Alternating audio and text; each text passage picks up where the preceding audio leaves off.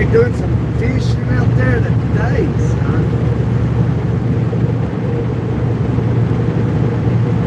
Me and you going fishing in the dark.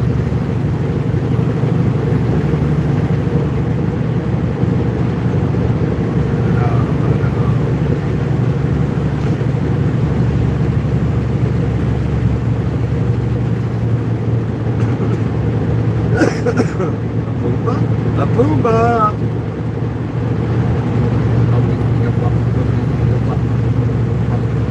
In the jungle, the mighty jungle, the lion sleeps tonight.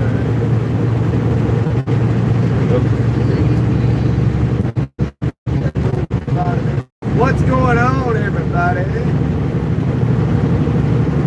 Can we get a like? Can we get someone to smack that like button?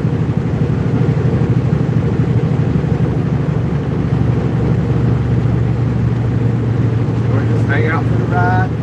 I don't know. I don't like it any more than you do. So we get what we had here last week, which is the way he wants it. Well, he gets it.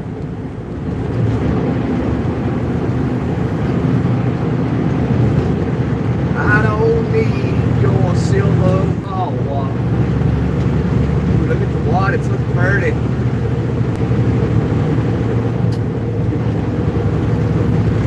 Late summer again, so we can go swimming in the lake. Hi, right back at you. Welcome to the Gunner Fam Live. And one of the lives while I'm trucking. I got other lives. Let's sit, hang out, talk to everybody. Get to know one another. Down here on these windy roads, these mountains, the Appalachian Mountains, where I call home.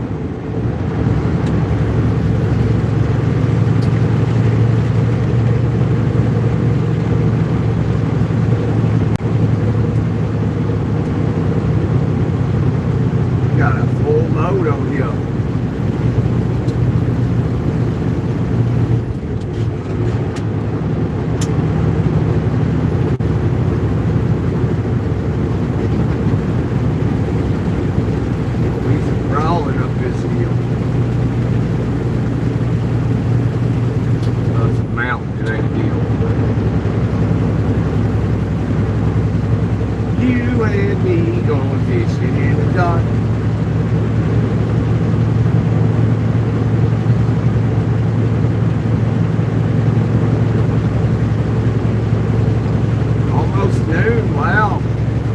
Done my morning live. Now I'm doing the. Should have waited a little bit longer.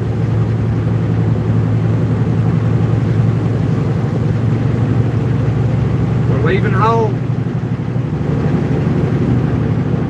Leaving home.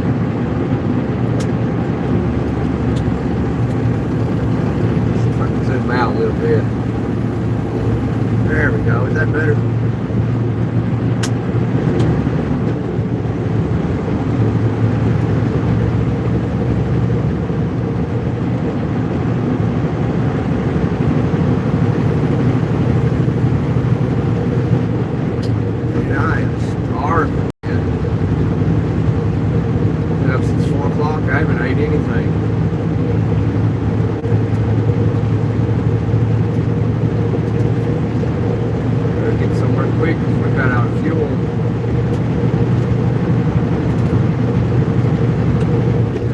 Anybody on YouTube's gonna bring me some diesel if I run out. We gotta be getting somewhere. We gotta get to West Knoxville, to the P lot.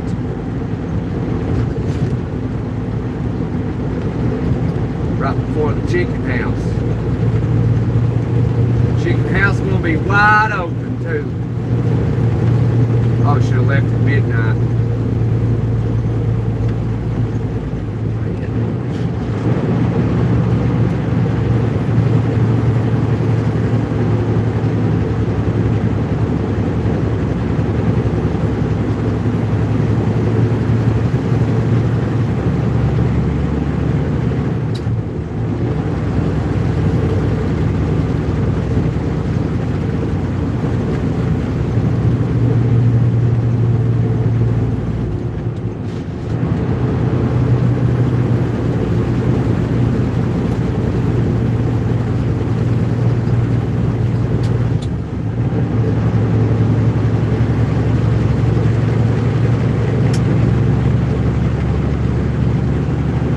too, folks, for hitting the like button for me. Appreciate it. Thankful for all the 2 likes I got. I am very thankful. Thankful for everything. This life has been rough on me the majority of my life, so I grew up without parents. You can imagine how it was.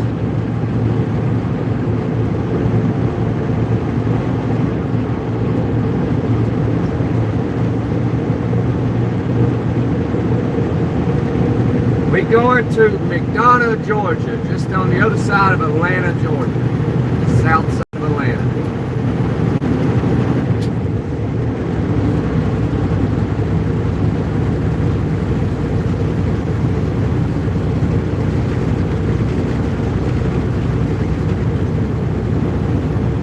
Anybody live around McDonough, Georgia?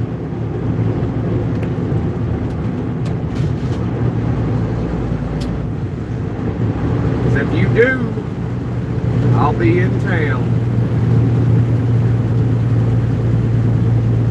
But you gotta take me as I come because I can't stay long.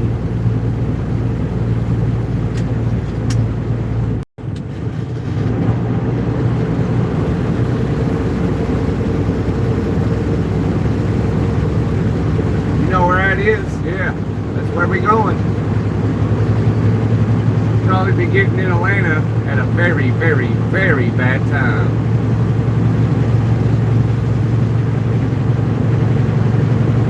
Who knows, I might stop before I get to Atlanta and go to bed and get up like early in the morning and get to Atlanta.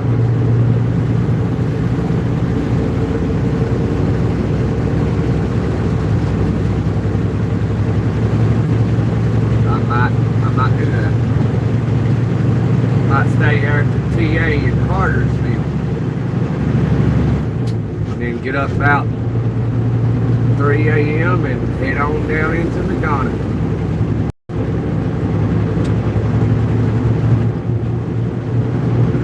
You know anything about Atlanta, it can be a nightmare.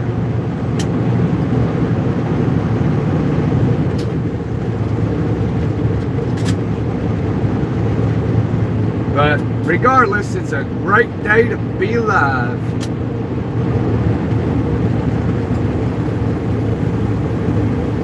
I'm still in Florida, not traveling.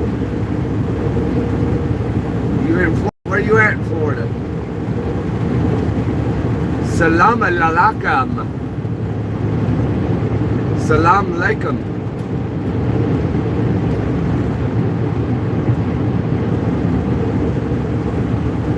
Salam alaikum. Are you at home? Where about you live in Florida? Train, I'll have to train. You live around Tampa, don't you? I used to reside around Tampa.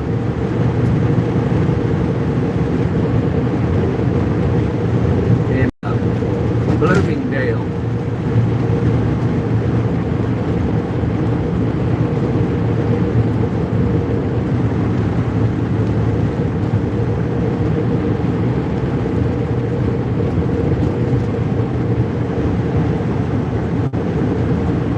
Yeah, I did forget. I got a lot going on. It's the holidays. It's Christmas, man. Stressful time of the year. I don't know how it can be so magical. We paganized it.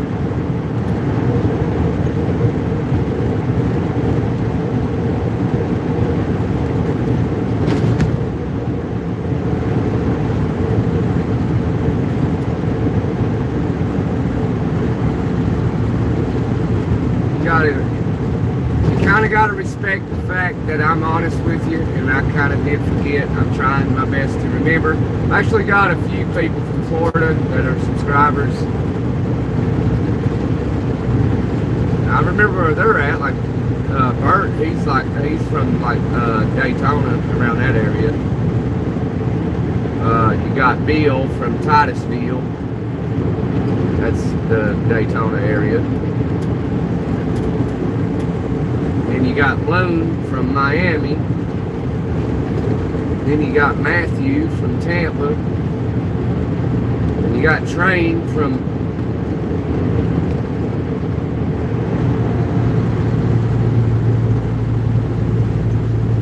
yeah, that's Jesus' birthday. You know, allegedly, as far as we know, but I've heard it ain't, but we don't know what the truth is. I guess we'll only know the truth after we pass it on from this world.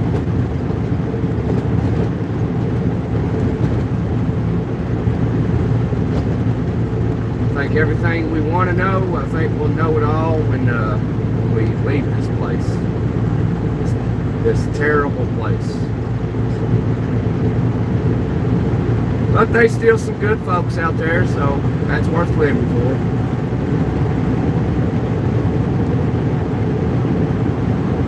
You won't be live on Christmas or New Year's? Why won't you go live? I might be live on Christmas. You might catch me on a live on Christmas, hanging out in one of the sheds or the garage, sipping on some bourbon. So if that's what you're going to be doing, I'll be doing it too. Maybe we can hang out on the YouTube, have a few drinks together.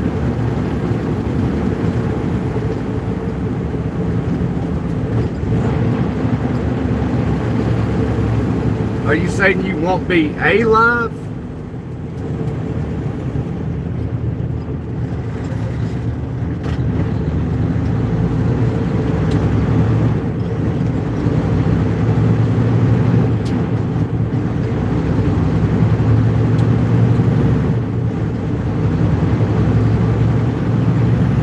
Okay, all right, so you got a channel, Train. Okay, so let me try to help you, brother.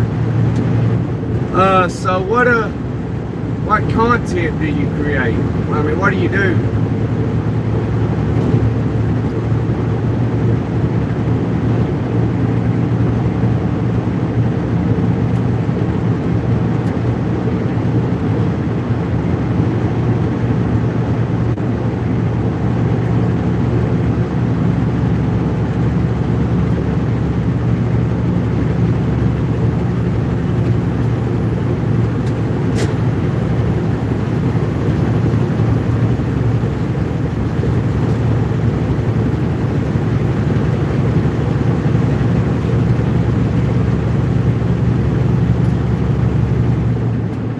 Oh yeah, American Truck Simulator. Yeah, you said that yesterday.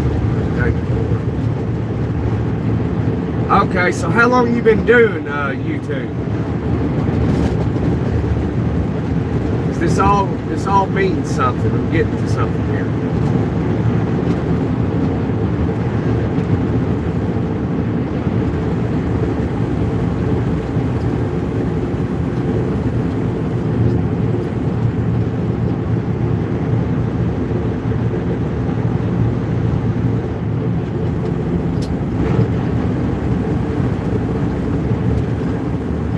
Been doing it for a few months, several months, a year.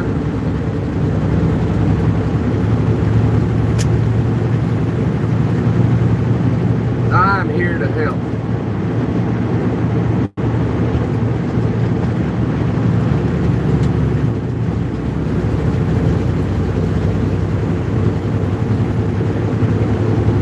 Because when you first start YouTube, it can be challenging in the very beginning with 0 subscribers. So you just gotta start making shorts so you can get 50 subscribers so you can do lives. That's just how they have it. When you get 50 subscribers, you can do lives. Then you gotta do verify who you are, and that takes like 2 to 3 days. Which I'm assuming you already have that, so.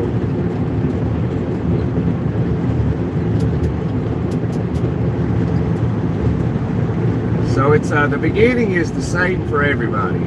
You know, I'm still in the beginning stages.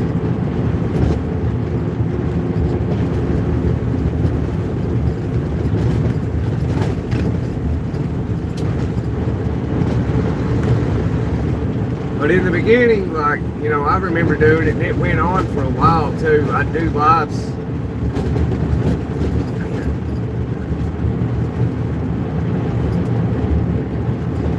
Yeah, it's a W9. Yep. W900.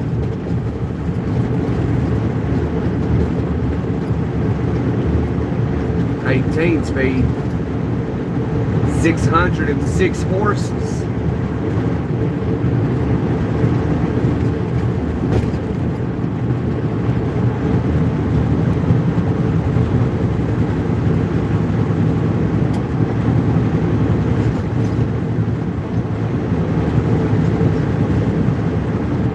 No, I do not believe it is an L model.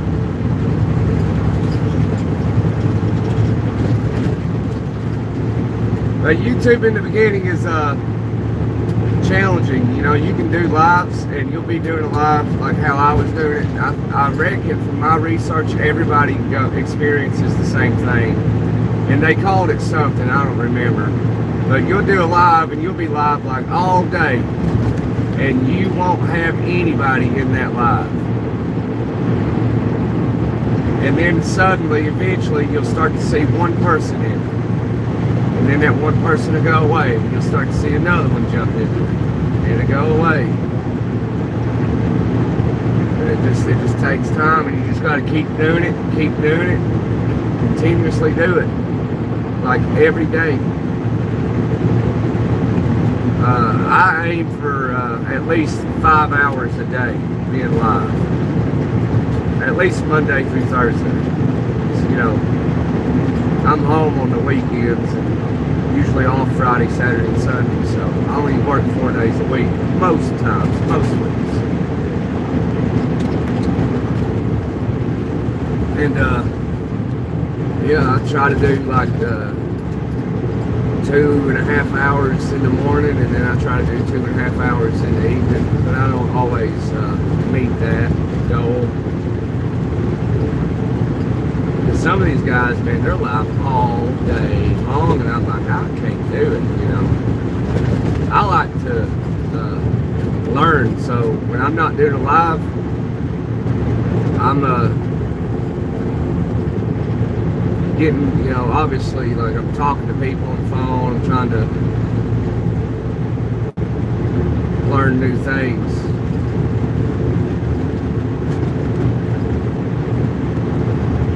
And then I try to, you know, feed all the information I learn and give it to everybody else.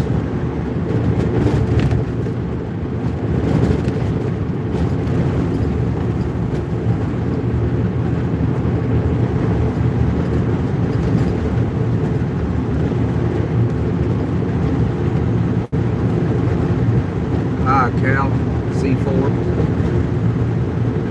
I had a B model with an A model cab. Now I got a star car.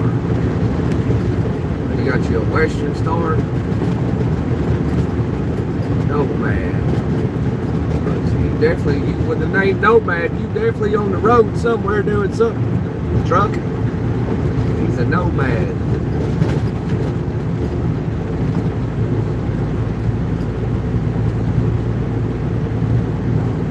I wish I had one of those trucks where it's got like a kitchen in it and a shower. Man, that'd be nice.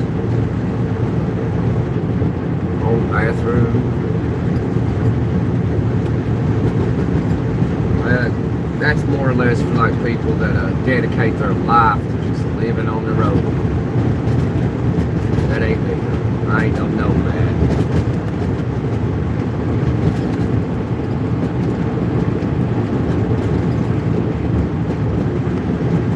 I guess if I didn't have a wife and kids, you know, I guess I would just stay on the road constantly. You know, 'cause before I had a wife and kids, I was always on the road. There was no reason to go home. None at all, so I didn't.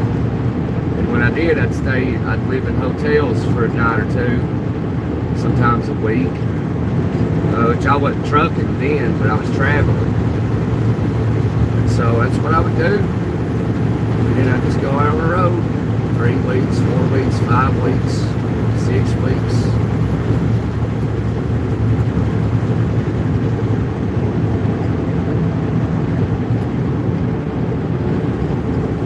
Had no reason to be home, you know. So if you're young, man, anybody's young listening, and you ain't got a girlfriend, no kids, I mean, you don't plan on going to Yale University or anything,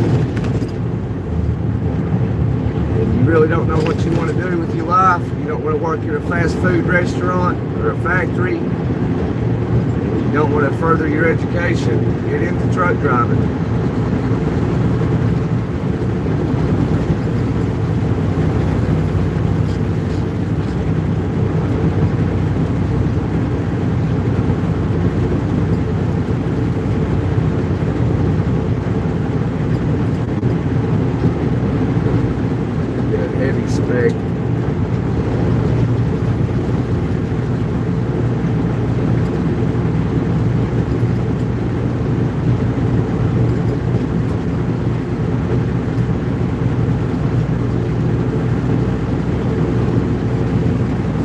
Good truck, got top of the line truck.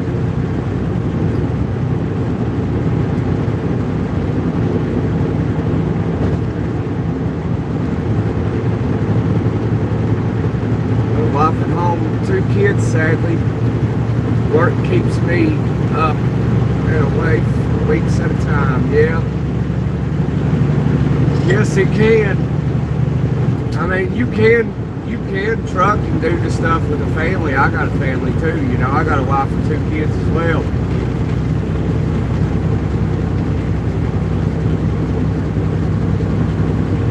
I mean, for a woman, you know, having a truck driver as their dude or their man, whatever, husband, it's not for every woman. Not every woman can do it. But, I mean, I think if a woman can't wait on someone, then, you know, she's not worth much anyway.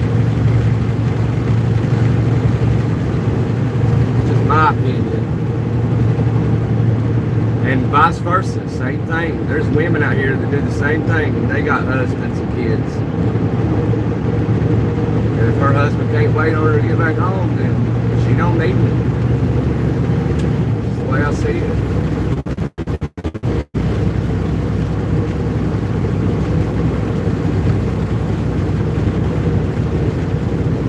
It ain't for everyone. The majority of people get in trucking and they quit within the first year. And if they don't quit the first year, they quit the second year. Since that first year is the hardest.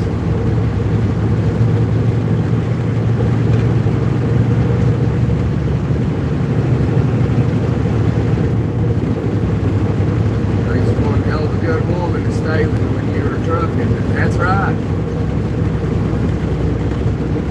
That's right.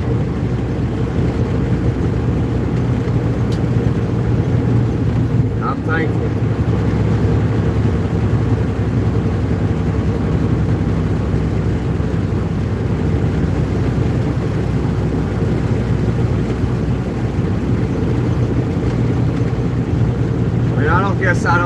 I mean, I used to miss a lot, but not much anymore. Like I said, I normally only work 4 days a week, Monday to Thursday, and sometimes I go home through those 4 days.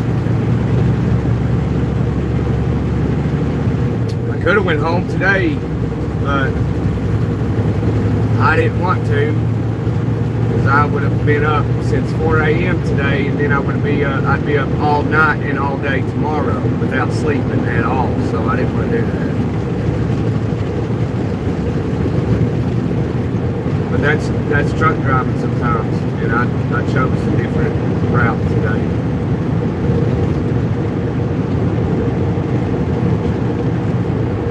That happens to me quite often though, with, you know, getting up early, 3 a.m., 4 a.m., be up all day, and then be up all night, and then be up all day again. That happens a lot, and man, I tell you, it's hard, it's rough.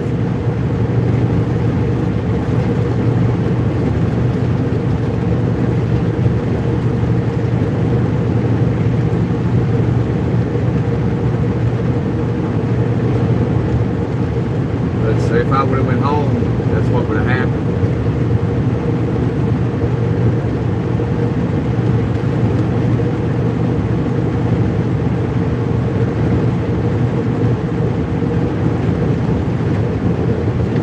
This load, see, this load's got to be down here at 5 a.m. in the morning.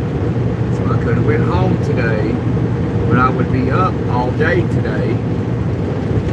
And then I would have to left about midnight tonight. And then I'd be up all night, and I'd be up all day. Happens all the time. Speed limit's 55, bro, not 40.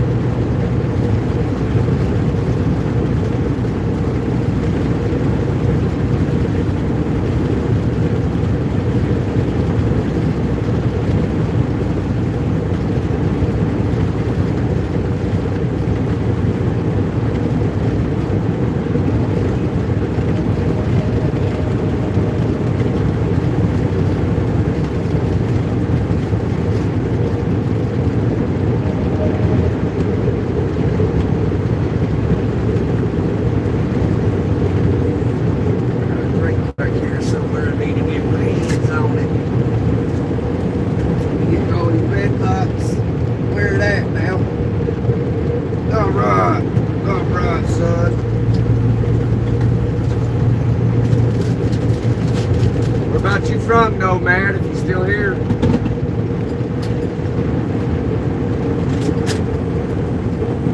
Stop truck, stop truck.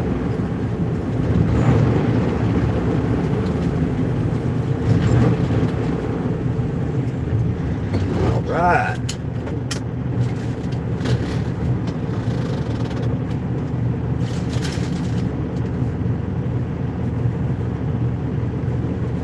Alright, we coming into the city now.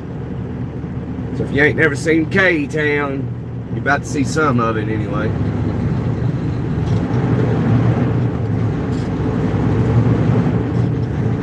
It's down here in the parts where Kenny Chesney's from, down here. And if you know anything about wrestling, Kane, you know, remember who Kane is? He's the mayor of Knoxville. Of Knox County, Tennessee. Kane is the mayor. Can't remember his name. He's been mayor for a while.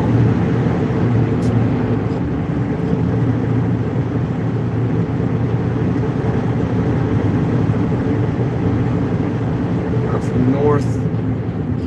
I'm still here. I'm from North in Canada, a place called Newfoundland. Yeah, okay. I know where Newfoundland is. No wonder you got the name Nomad. I got it. My goodness, what's going on here? I get a lot of Canadians in here, especially here lately. Sam, he's a trucker in Canada. I think out in Alberta.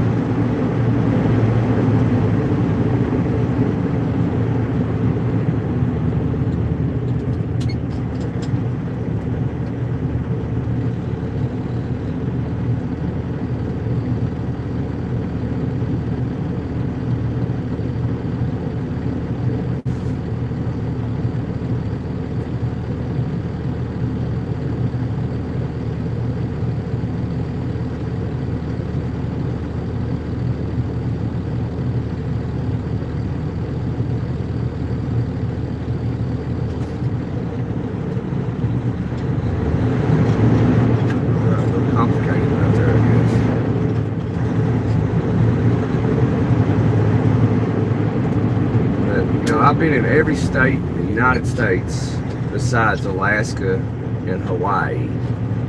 And the worst driving in the entire country is right here in Knoxville, Tennessee.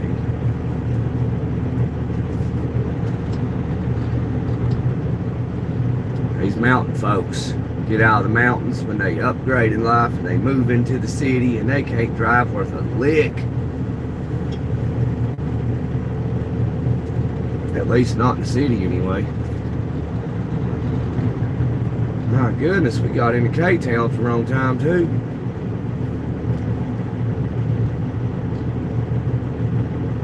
Should take the back road.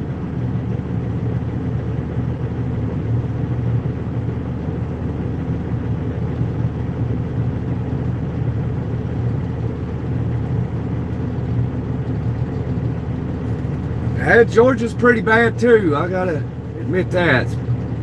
Definitely around Atlanta. You ever been to Atlanta?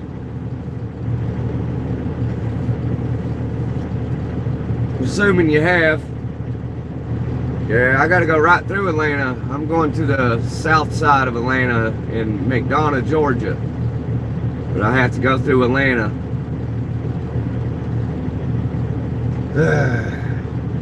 I might do that early in the morning, like 3, 4 o'clock in the morning. But then I gotta go right back through it, so I'll get morning rush hour, but at least I'll only have to face it once instead of twice.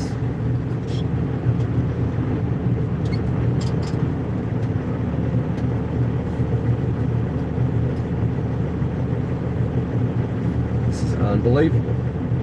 I need to grab that left lane.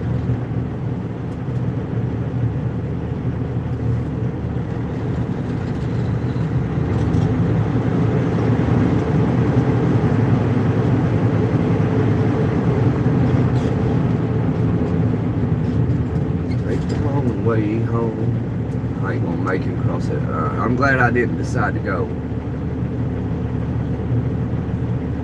But these cars don't care. They'll keep pulling out, and they won't leave me enough space up there to clear the intersection, and they'll just keep blocking. You know, keep pulling out. So I'll never be able to pull out. So no matter what, I have to block the intersection because they will not allow me to get in.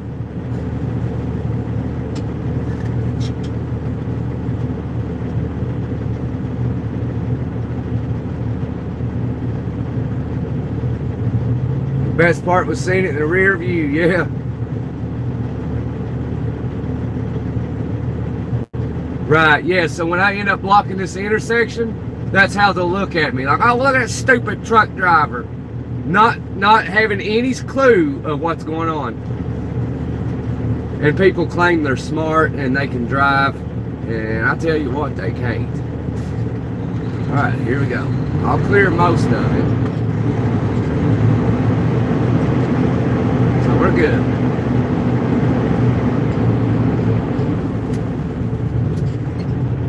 Yeah, we got through most of it. So we're good. Tell your cat I said pss, pss, pss, pss. Okay. Yeah, common sense definitely ain't. I think it's because, like, you know, where they gets into politics, man. And I try to stay out of politics. That's when it gets into politics. Because you open the border up to everybody, their mammy, their pappy, their dead uncle, and everything. And these people come in from a third world country and they can't drive. They're used to driving in Kenya and India, and they can't do it. This is a first world nation. You can't come from a third world country and come here and drive like you do in India.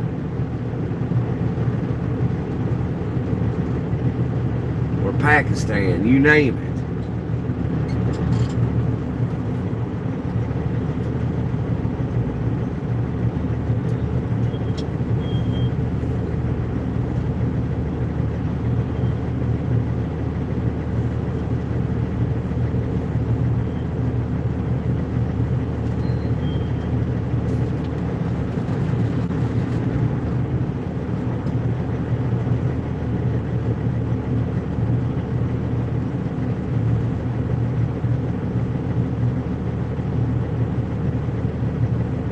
Like, get online and look at those people in India and those cities over there to see how they drive.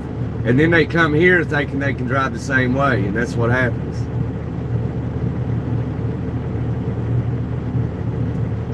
And then there's some Americans that also can't drive either. But at least they don't drive like, see, like those guys up there doing what they just did.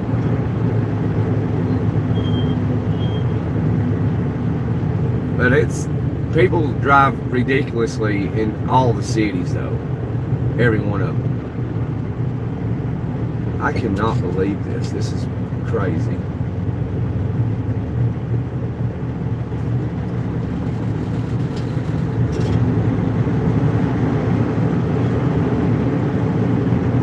I should have probably just went home, sacrificed, and stayed up all day and all night and all day.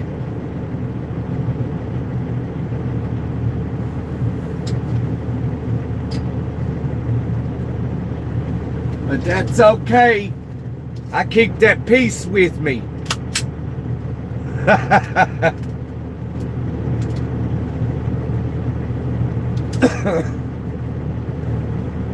You gotta protect yourself, and I can't protect myself with my pocket knife.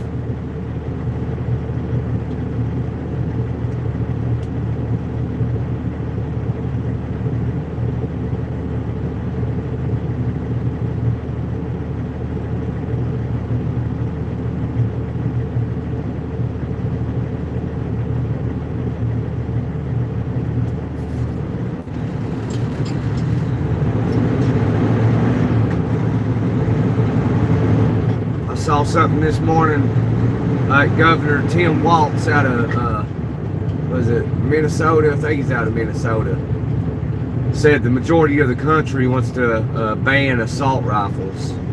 And he said something along the lines, don't ask me to define what an assault rifle is.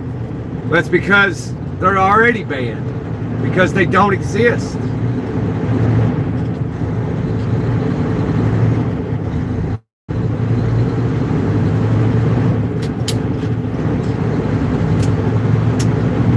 We had this conversation yesterday.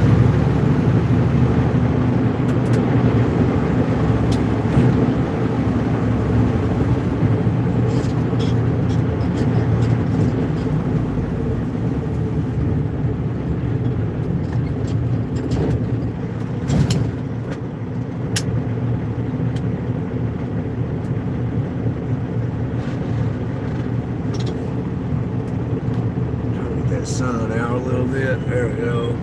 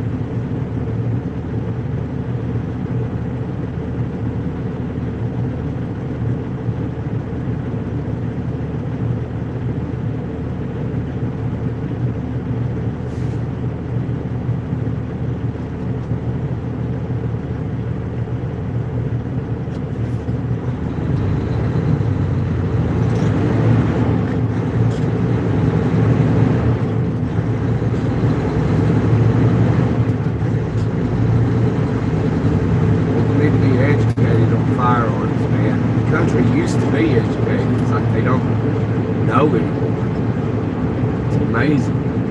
And like it's like the knowledge that our grandparents and our great-grandparents had, man, it's like everyone's totally forgot about it.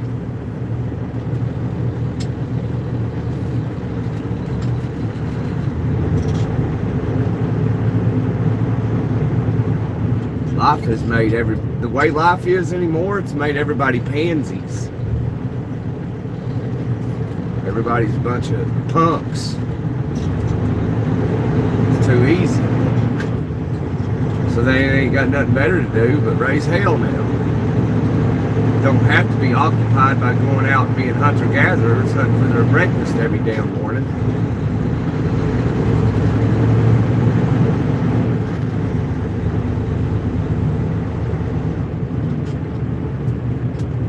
I swear, I want to think it's only like a small percentage of people, maybe 1 to 2% of the population.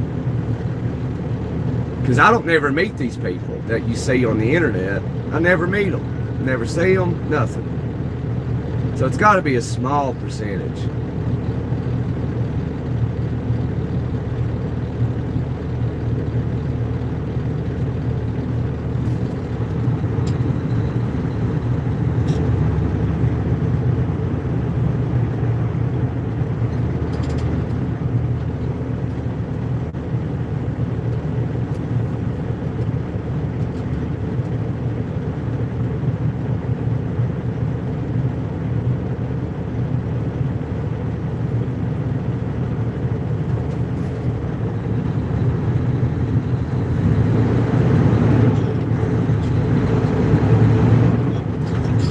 I know one thing, the people I see in them videos, when those people are like obviously doing, like saying things to children that they shouldn't be saying, and they got more patience than I do, because I'd be busting some hates. That's what I'd be doing. That makes me think a lot of that stuff's fake, it's staged. Because like nobody in those videos, you never see somebody like, you know, I ain't putting up with this, I'm a, you know, swing my hands, and you never see it.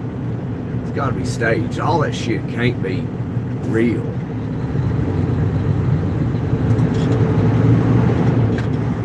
Oh, hey, Dwana. Seen you in a minute. Merry Christmas to you. Hope you had a good Thanksgiving.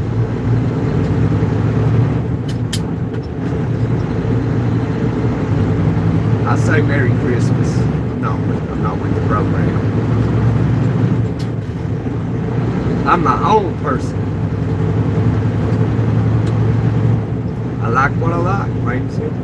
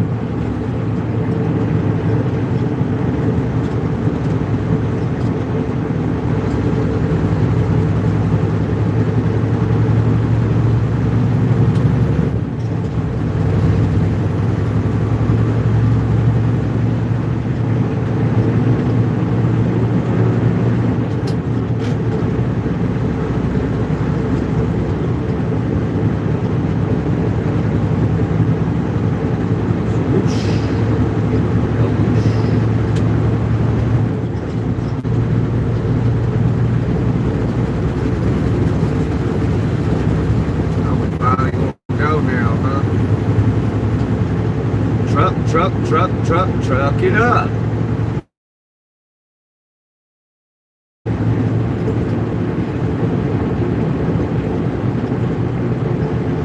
Mamas don't let your babies grow up to be cowboys. They're never at home and they're always home, even with someone they love. Cowboy like smoky old ballrooms and clear mountain walls. Little warm puppies and children and girls of the night. Them that don't know him won't like him, and them that do sometimes won't know how to take him. He ain't wrong, he's just different, but his pride won't let him do things to make you think he's right. Mamas, don't let your babies grow up to be cowboys.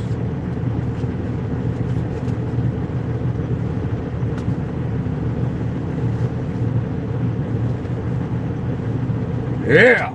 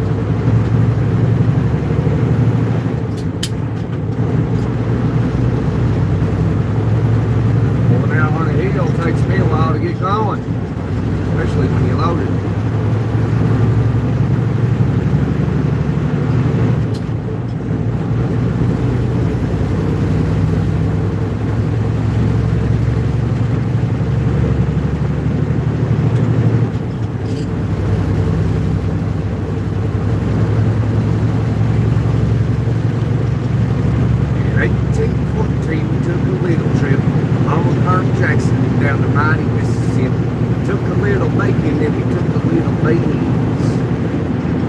We fired our guns and the British kept coming. Wasn't as many as it was a while ago. Fired once more and they began to run down the Mississippi to the Gulf of Mexico.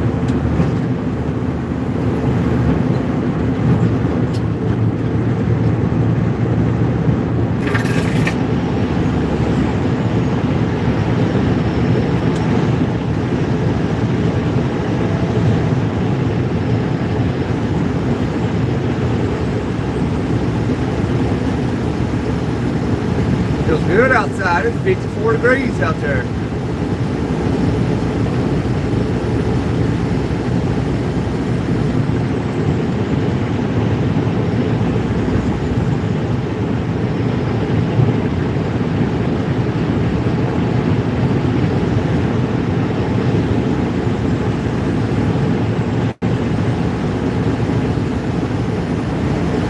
So anyway, if anybody was up early this morning on the morning live, I was telling y'all about my sister, and where she woke up.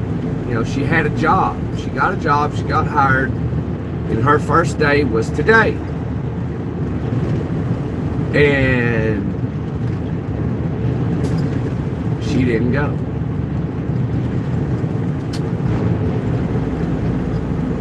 She was supposed to be there at 5 a.m. She didn't wake up till about 7 a.m. So I told my wife, I was like, well, why didn't she just get up and go and try to explain why she didn't make it? And maybe she'd still have a job. No. I see why now, why her and her husband got a divorce. I see it plain and clear. Like I said, I ain't want to sugarcoat nothing. I ain't going to sugarcoat it for my own kin, you know. I ain't going to sugarcoat it for nobody.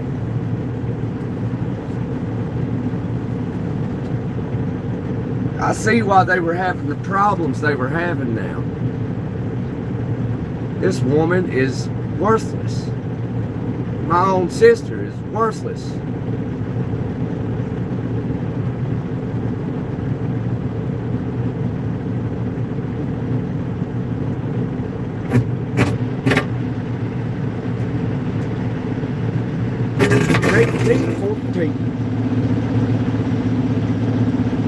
Yeah, like I don't get it. I don't understand it.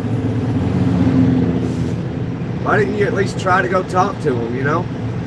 If I had my first day at work and I didn't wake up on time, I'd at least went and told him, you know, like, hey, is it all right? You know, sorry, I just didn't wake up. She didn't even go at all.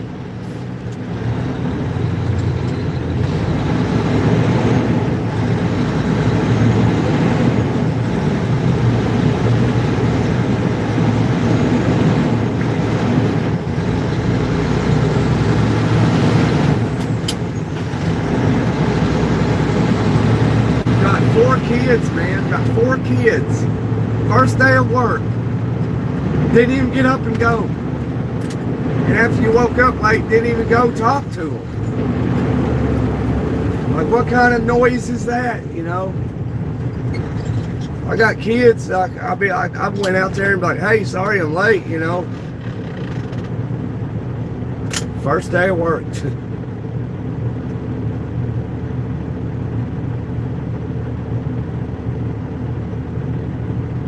That just eats me up.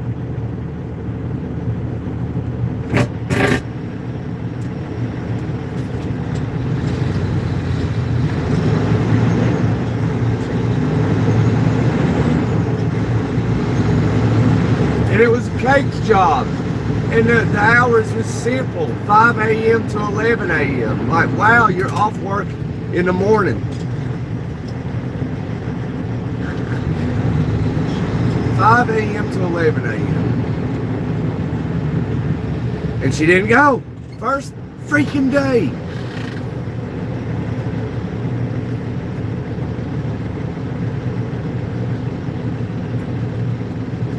She's 30-something years old.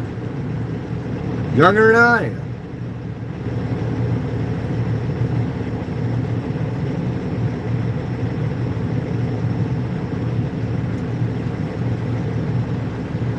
Sorry, buddy. Just sorry. There's some people out there just sorry, pathetic. And she's one of them.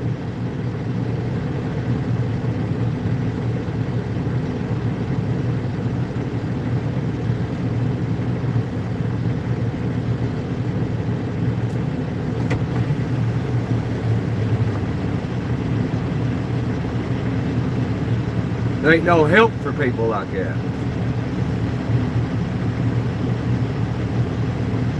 Makes me want to have her leave my house. Like, you know, I'm not going to like take care of you like this. I mean, I've been doing it. Like, enough's enough. First day of work, you don't even go.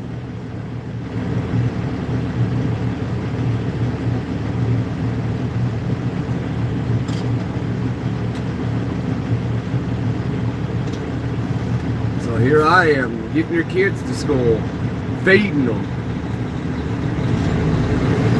buying their Christmas.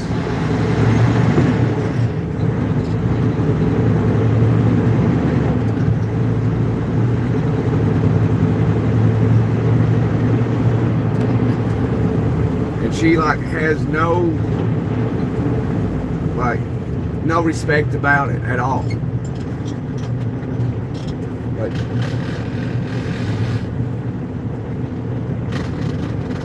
you know, you hear stuff about men are just piece of shit. He's a piece of shit, piece of garbage. He's worthless. There's women out there like it too, and she's one of them.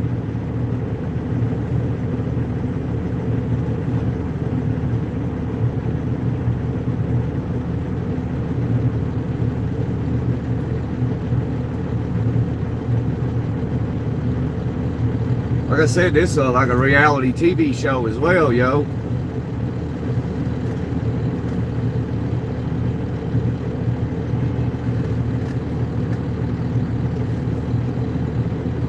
Like what she does, she'll wake up, you know, in the morning. She'll be on her phone texting somebody. You know, she won't do nothing around the house, and then in the morning, 9 a.m., 10 a.m., oh, somebody needs my help. She'll leave. She'll be gone all day.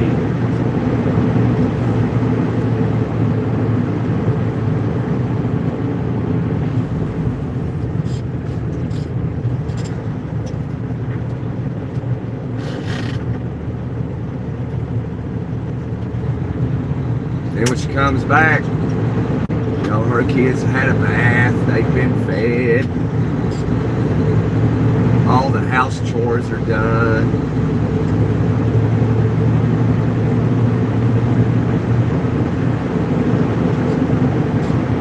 And if you call her out on it, you're a liar. Like, she's a narcissist for real.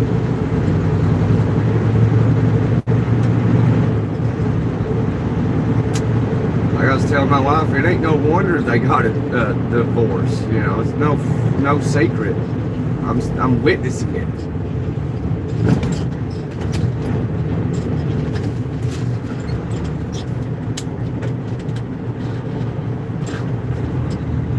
Anybody else had to experience anything like this before?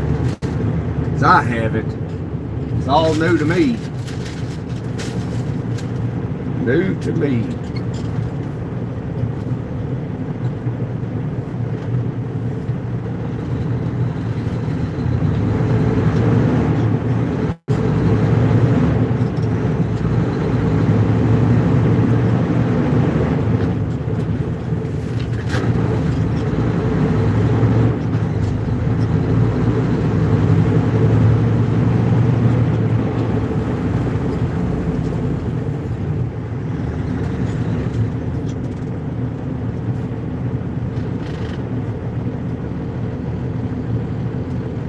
See how truckers do, let people out. If that was me in a truck, nobody'd let me out.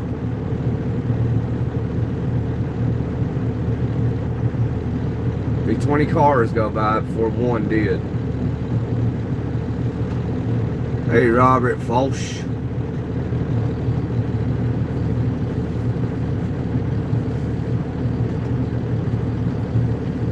mean, what do you do in a situation like this, though, you know?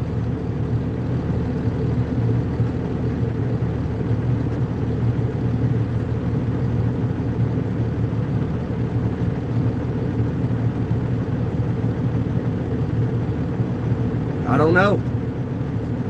I've thought about it.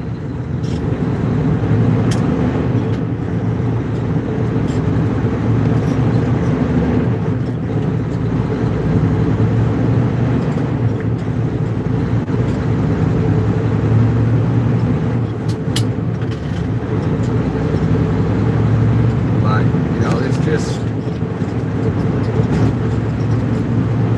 gotta do something, but I don't know when, because can't do it now, you know. It's Christmas.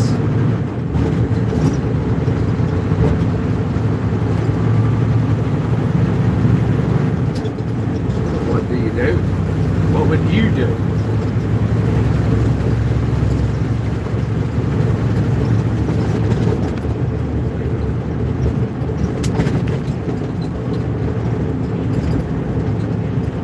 I have no idea. Already kicked her out once. Now let her come back.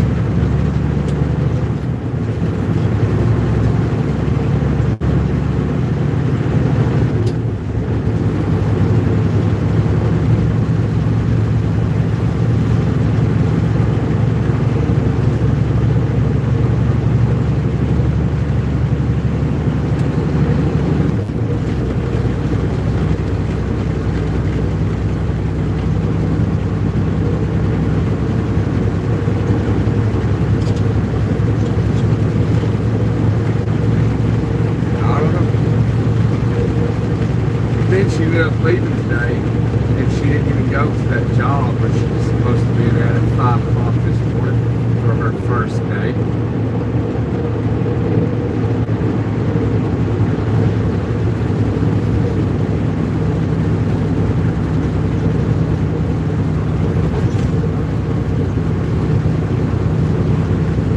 That really pisses me off.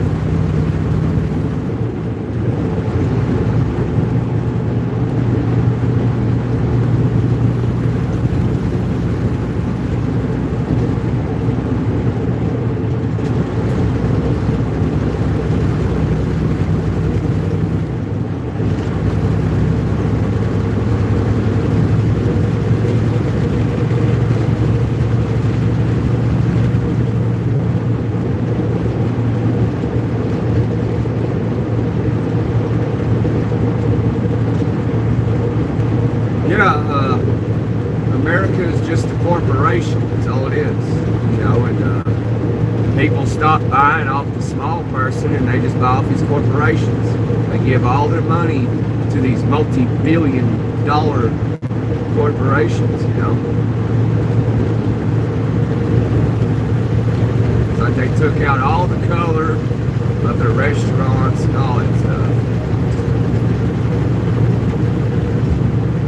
You know, it's just like YouTube's a prime example. You know, which I mean, some people made YouTube and they've started out with nothing on YouTube, and now they've got like 20 million subscribers. You know, they've got enough money where they can make really good content for people, and so people naturally go to them. So people like me, just a small-time YouTuber, trucking all the time, I don't get that kind of attention. You know, all the big money gets all the attention.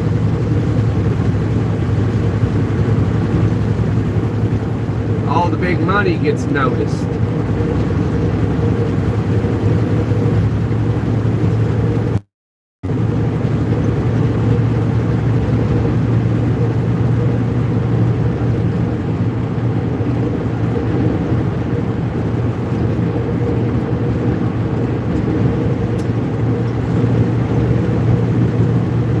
nowadays ain't nothing about where your heart is and, you know, your how good of a person you are. It's more about how much money you got. Like, oh, you make $300,000 a year, I'll date you. You know, you see on videos of people like, hey, how much money does a dude have to have for you to consider being with him?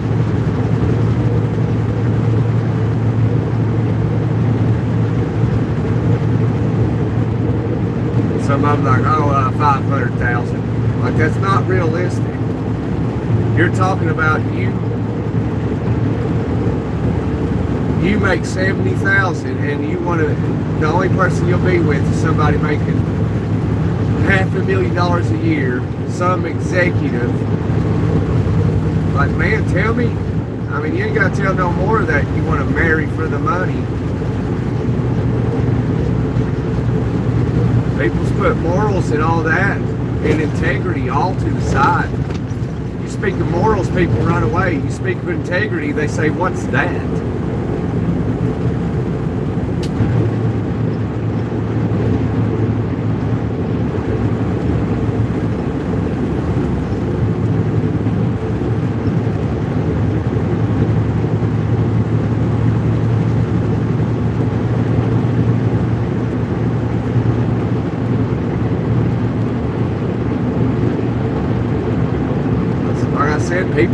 People have forgotten where they come from.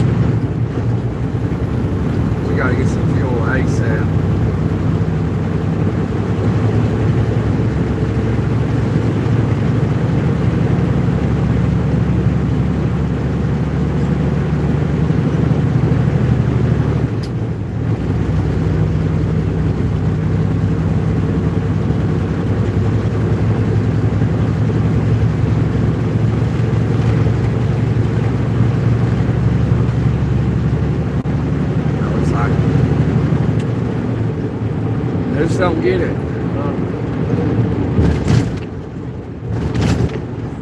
Reasons of today is the reasons why ever since I was young I always believed and knew that I don't belong to this world.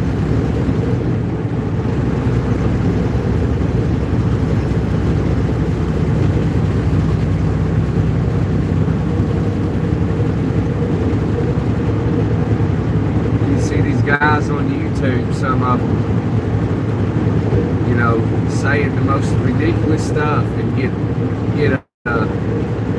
all kinds of traction on YouTube. You know, they'll have like 300 likes, 600 people in the live just saying the most ridiculous shit.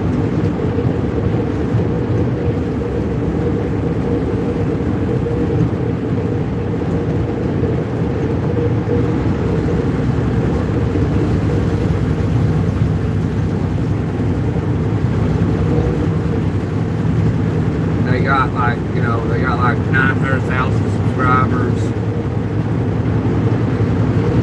Saying dumb shit.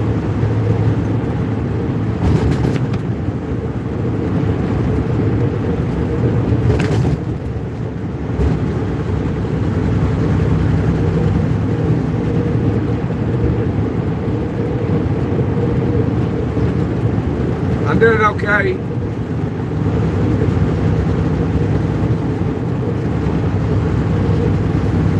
Okay, but one foot in front of the other.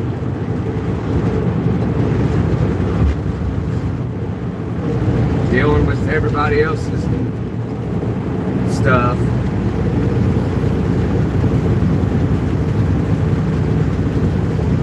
That's, chances are, if you're having any type of issues, you know, there's a good chance that it's not you, it's everyone around you.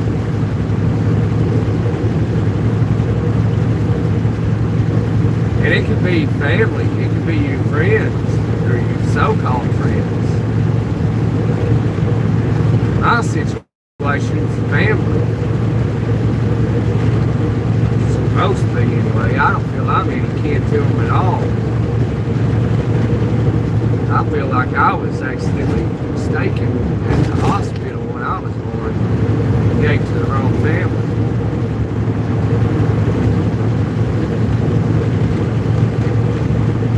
I am nothing like anybody in my family. None of them.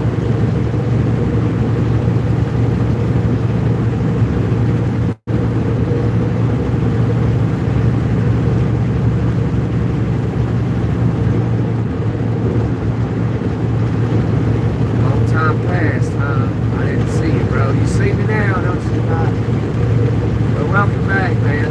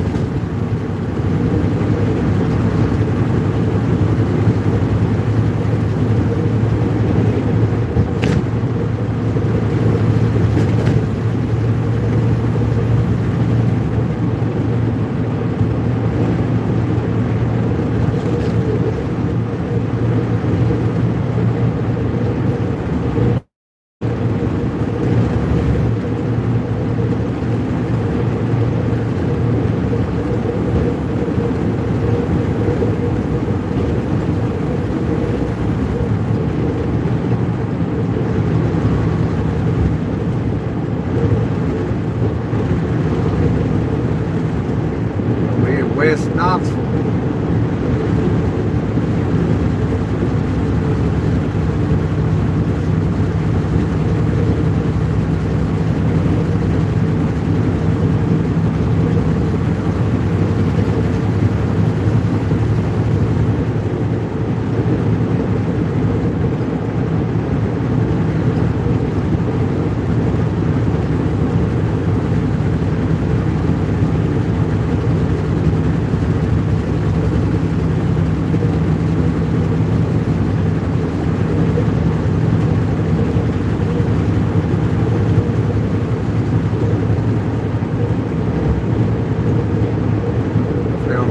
This truck stop up because I need to get some fuel,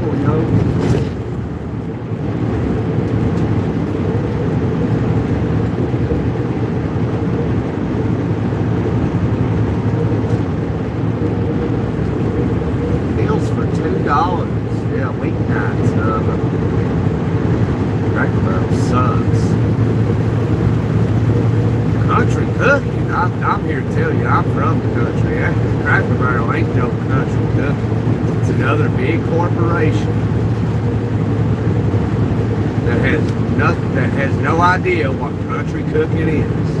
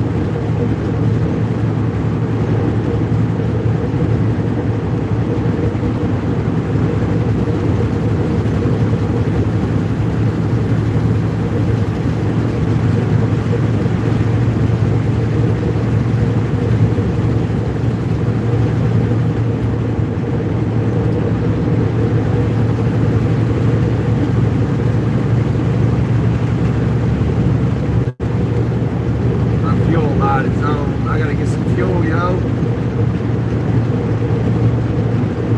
Miserable day up there, Sam. There was another Canadian from Newfoundland. He was in here. No, man, he was in here a little bit ago. I told him about you. He was a Canadian out in Alberta.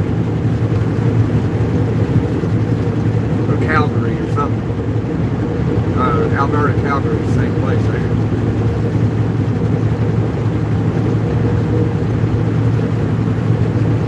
I think I passed that truck stop.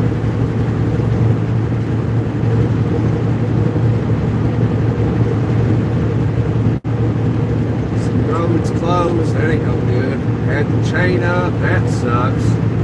Scratched up my fenders, that sucks too.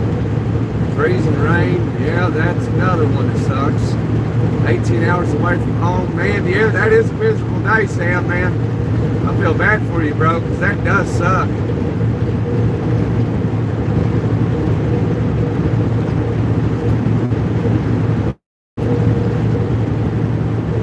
And 0, Ray, all right.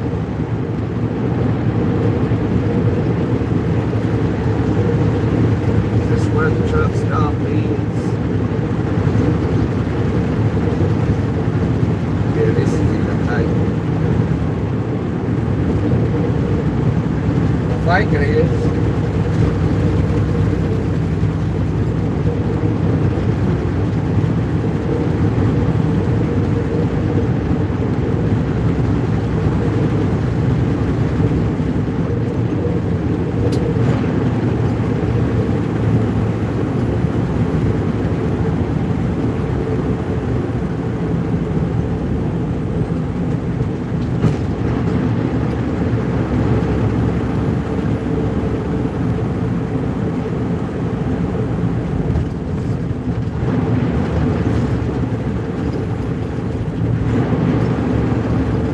Be a TA to the right down here. I think they closed it down.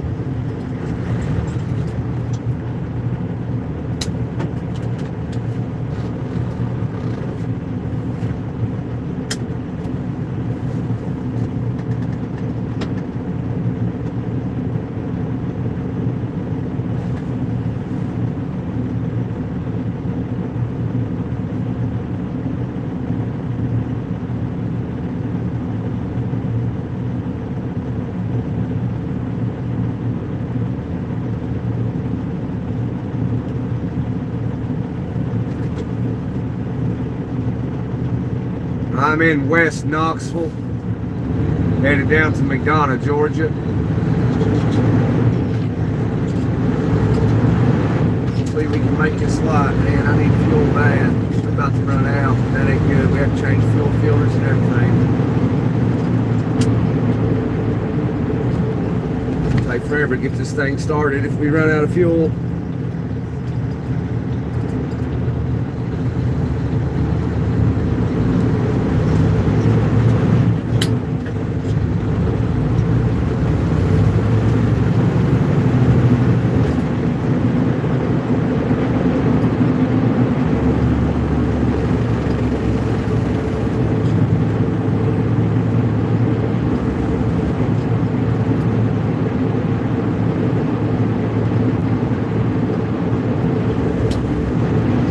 Yeah, I think my passenger side, I can't remember. One of them does drain faster.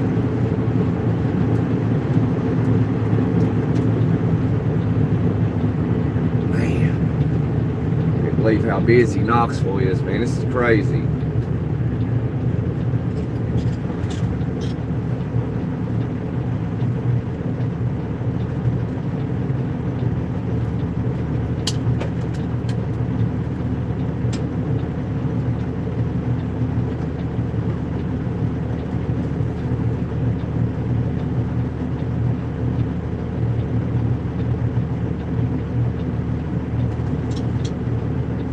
I should come see you.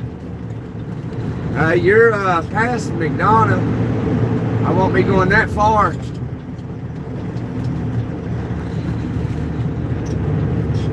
I could have at one day when I was down there. I was going to try and see you, but you never jumped on the live.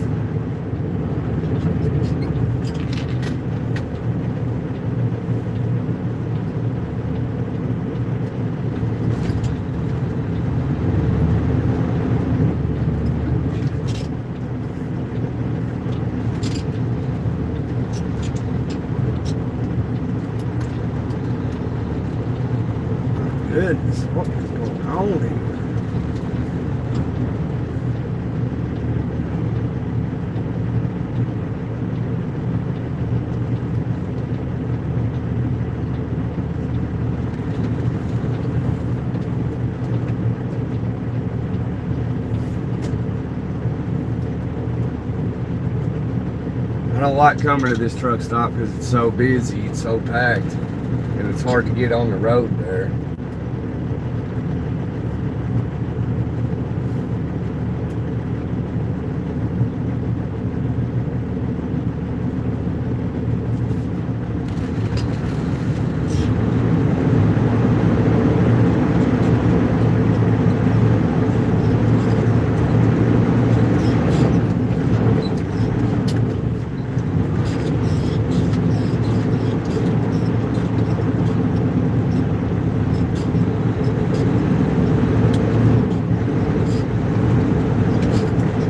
That guy done something stupid. He pulled right into that spot.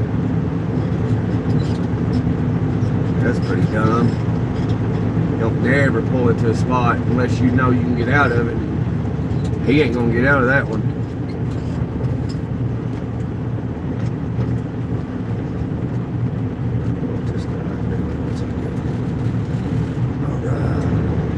Alright, let's get some fuel. What that tanker's gonna do.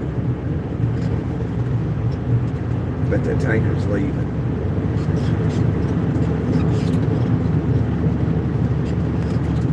They're probably both leaving.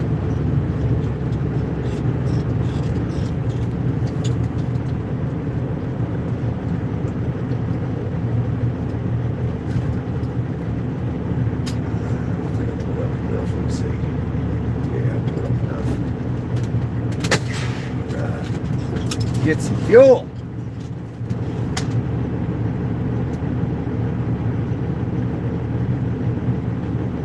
If I could move my phone so I put it on charge for a minute, let you all watch the cars go by, I suppose.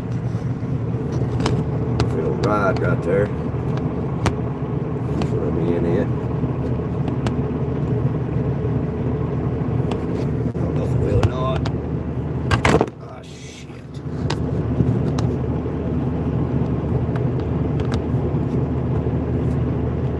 There we go. Is it charging? Hell no. Now it is. Hey, Bracken Carrick. One day, Ray, I will get down there and see you, man. One day. I don't know when, but one day.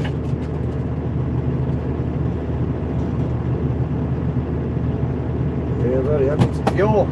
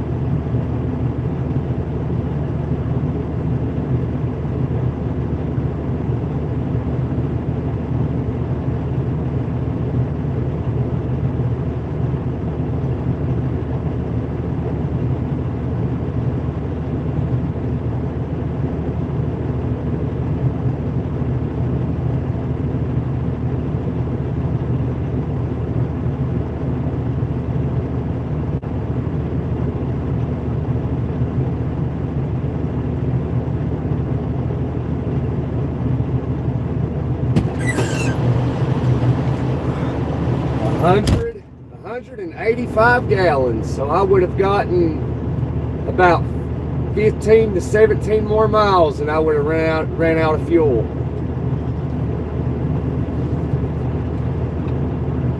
Yeah, almost 700 bucks.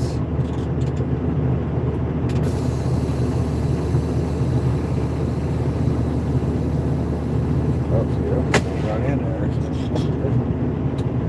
Oh, see, you're right going out there. I'll be back.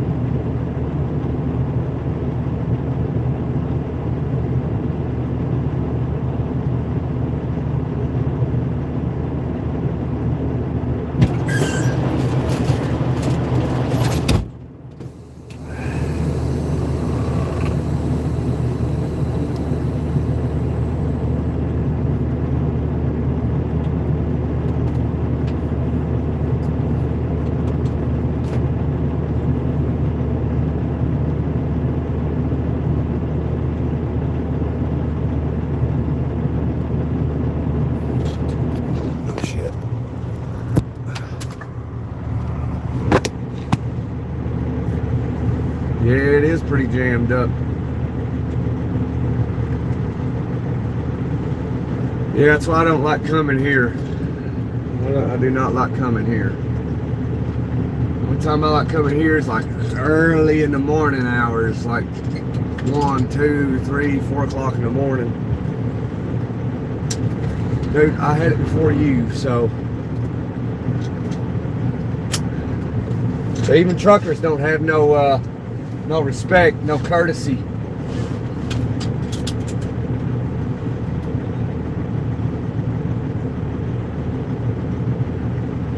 Go, bro, go, go, go, go, go, go.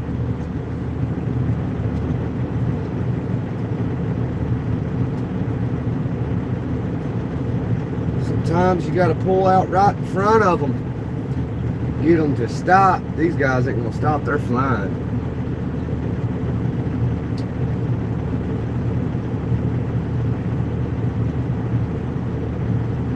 The whole wave coming, goodness.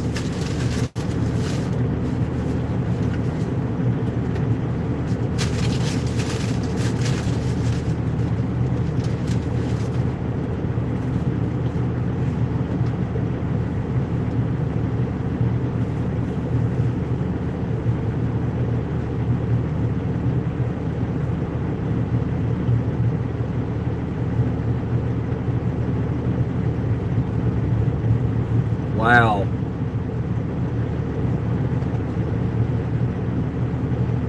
I can't even pull out in front of them to get them to stop because it ain't a big enough gap.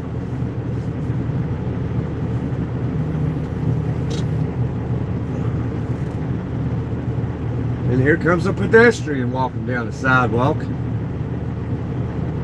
And I'm kind of blocking him too.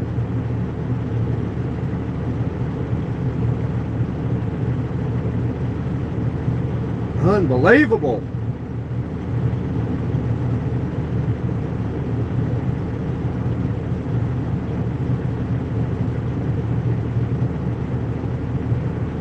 There you go.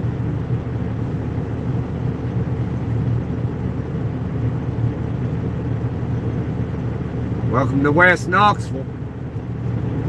Dang, I could have probably done it right there.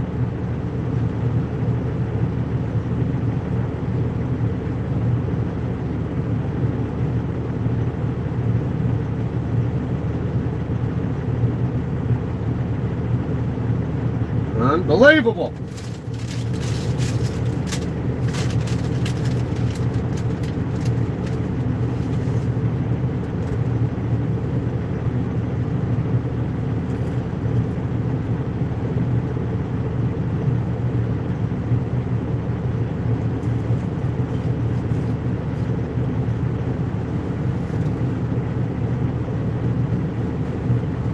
Wow. There's the cop. He's not even going to stop and let me out. Knoxville police. Here we go. Come on, Jeep. Go. Go, Jeep. Go. Goodness gracious.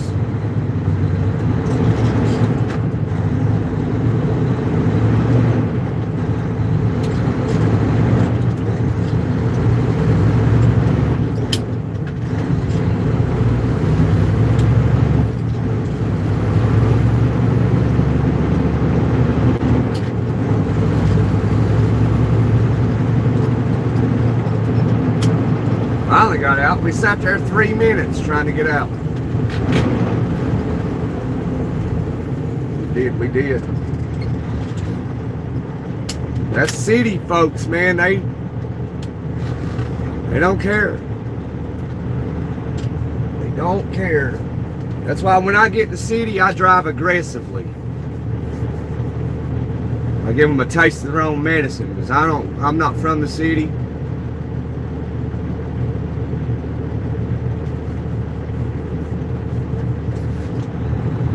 Ain't no such thing as respect in the city. Even though it's Knoxville, it's a small city considering other cities, but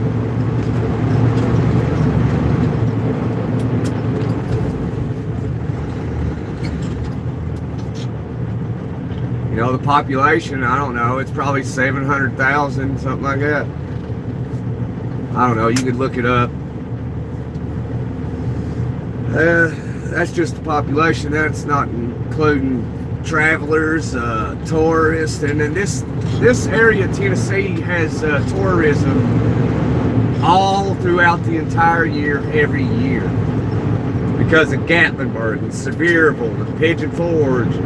It used to not be like this, but then, you know, technology advanced and everybody learned about it, and then 2020 happened, and then everybody moved all over the country, and a large majority of them came here, and the place is too small to accommodate this many people.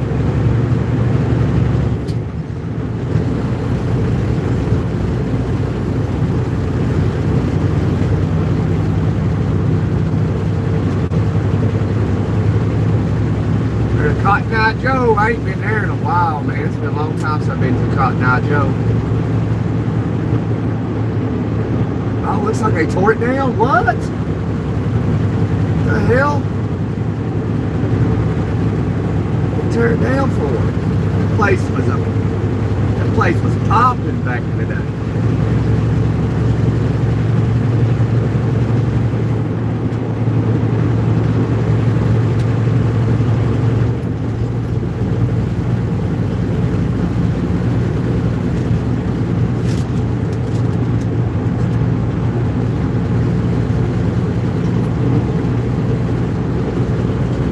Coming up on the chicken house.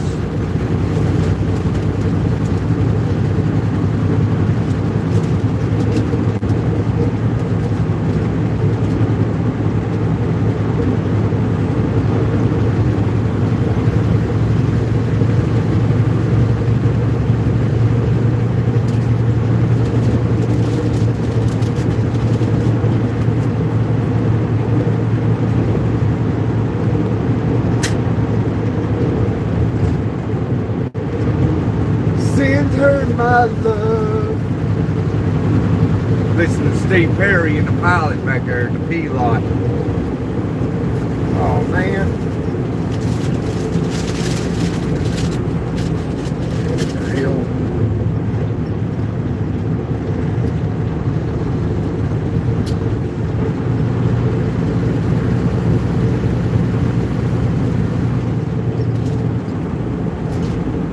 Well, everybody up in here, ain't they?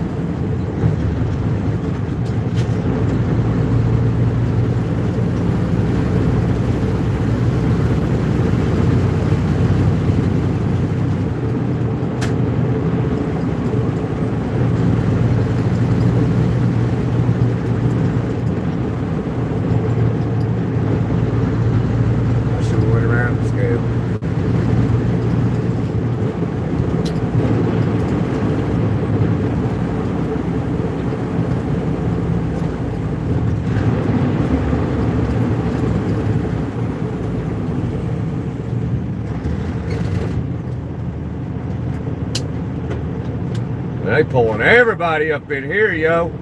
Damn, this ain't good.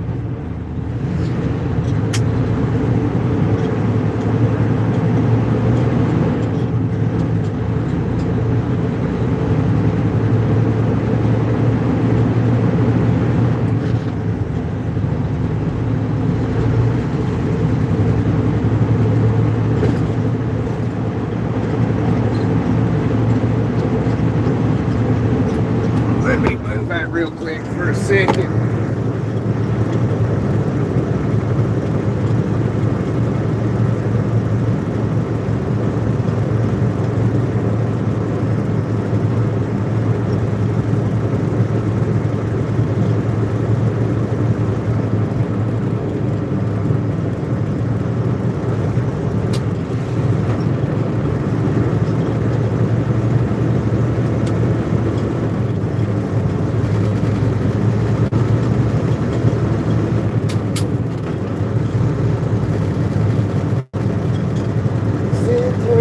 Love. Sorry about that, y'all.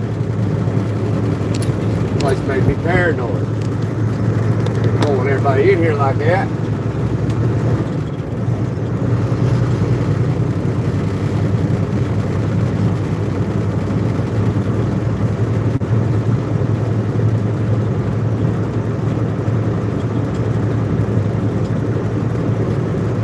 Oh man.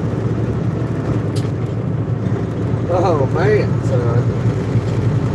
We should have went around the chicken house, buddy.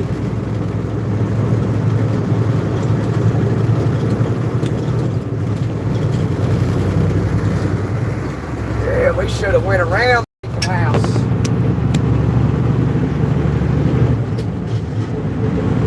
They're burning it up in there.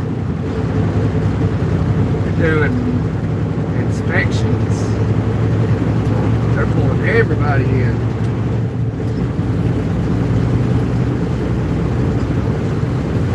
Hot diggity dog, son. Getting that money for the state before Christmas so the Governor Lee can buy his family a lavish Christmas. Guaranteed money in trucking. That's why they get them.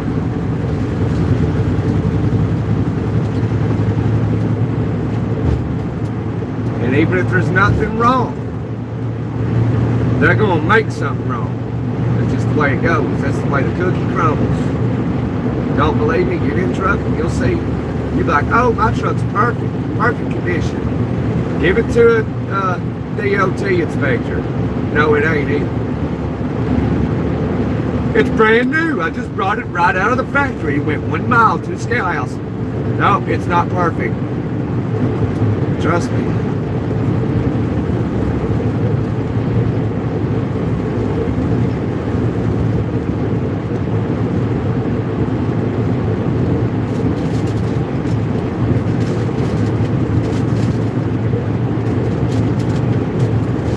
When they bring out the tape measures and the rulers, you're cooked, son. You are cooked.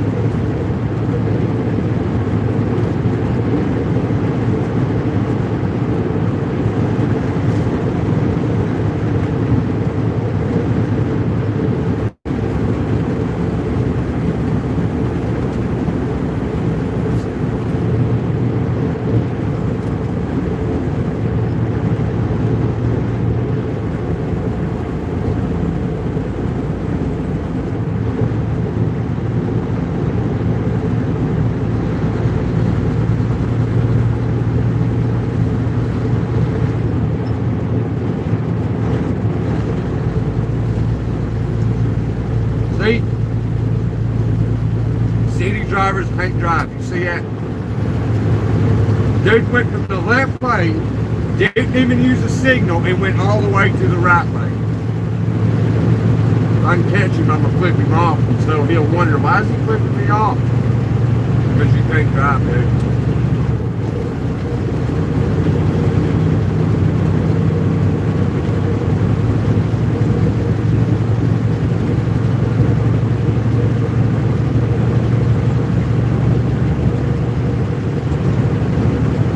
Go.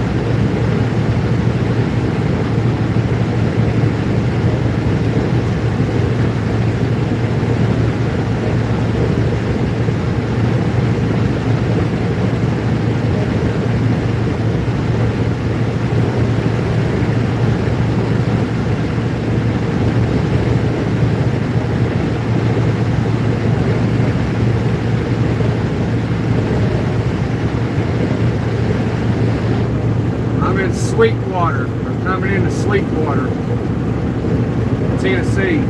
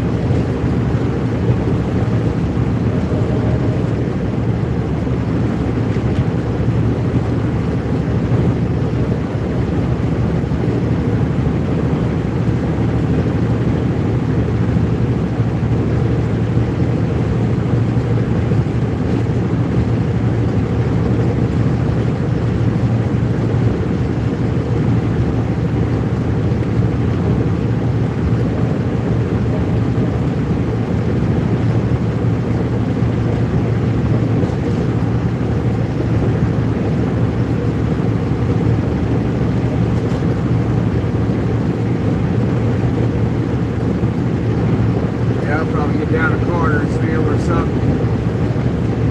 Just go to bed. I don't feel like messing with all the idiots driving around Atlanta.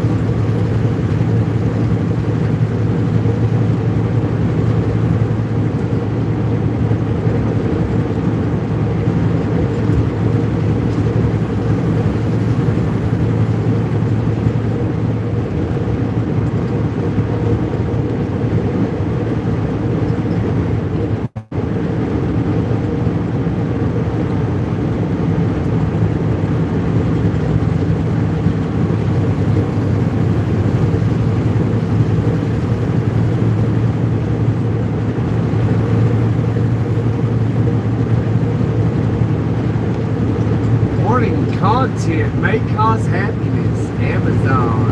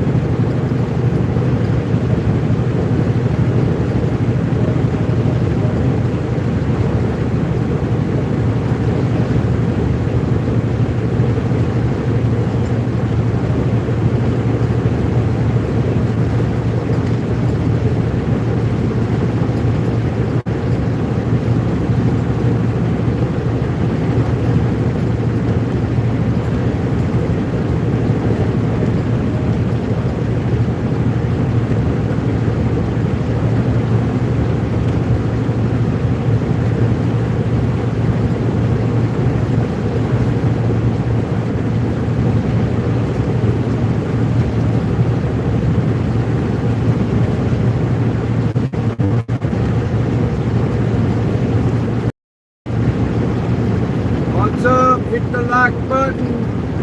The like button, punch and knock out subscribe.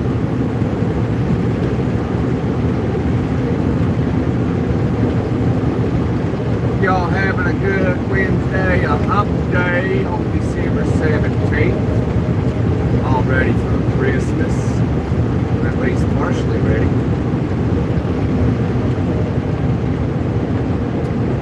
Gotta hit the like button, yo. Hell for it. I mean, I see people that don't even work on YouTube get 200 likes.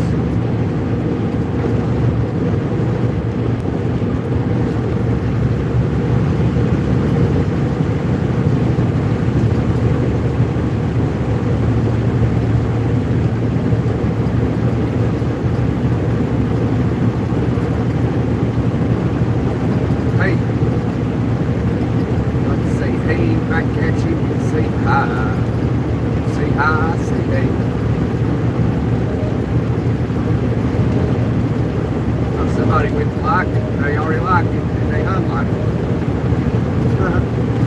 It's funny. It happens sometimes. There you go, they liked it back there. Like, oh, I already liked it. I tried to like it again. I couldn't do it. I couldn't do it.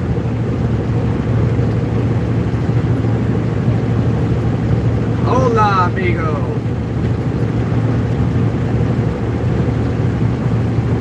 There's Warwalker. He's back.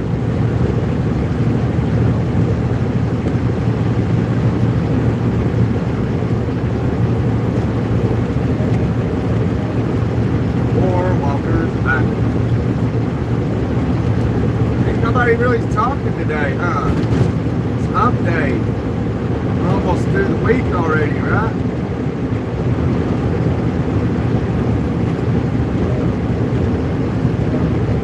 Oh, State Trooper getting on. State Trooper getting on.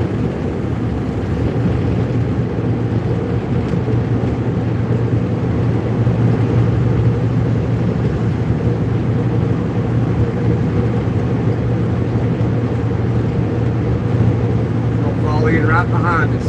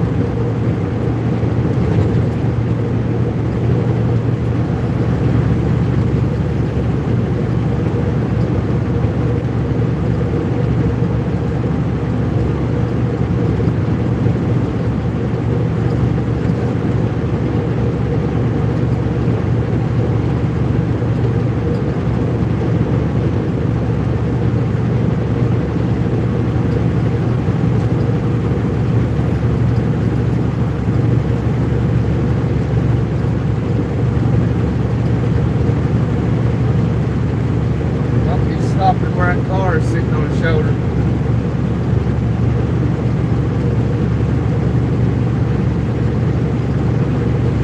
Alright. We're going to check that car out. We're going to keep on hammering down.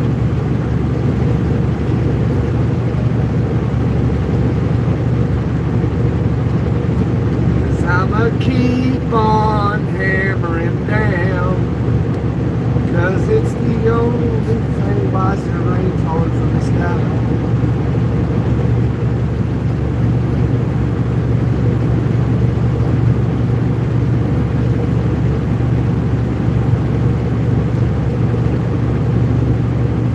It's starting to rain. Huh. Hey, just some shit. Pulled up in a C-A-D-I-double-A. They see.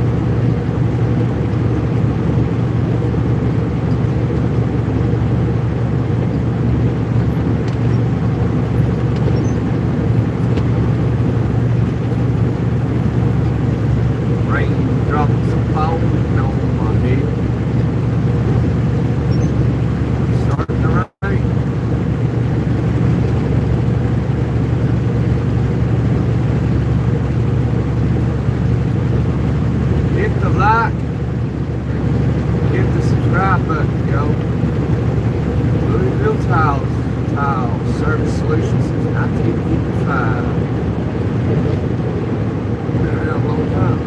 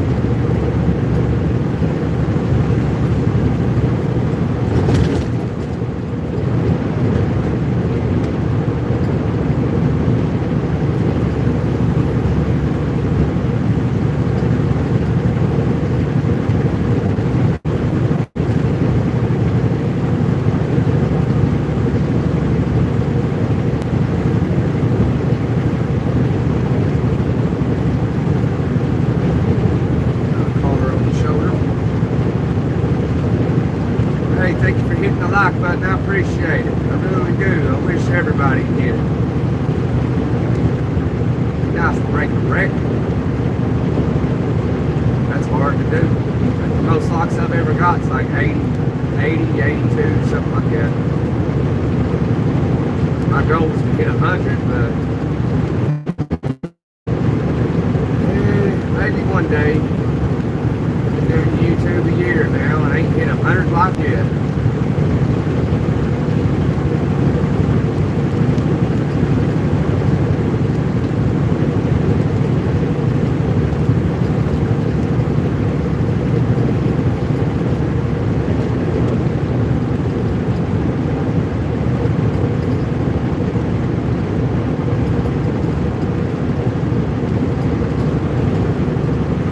Like last week, the week before, when YouTube sent me something to say congratulating me for a year of doing YouTube, creating YouTube content. I was like, I thought it was over a year already. Yes, no.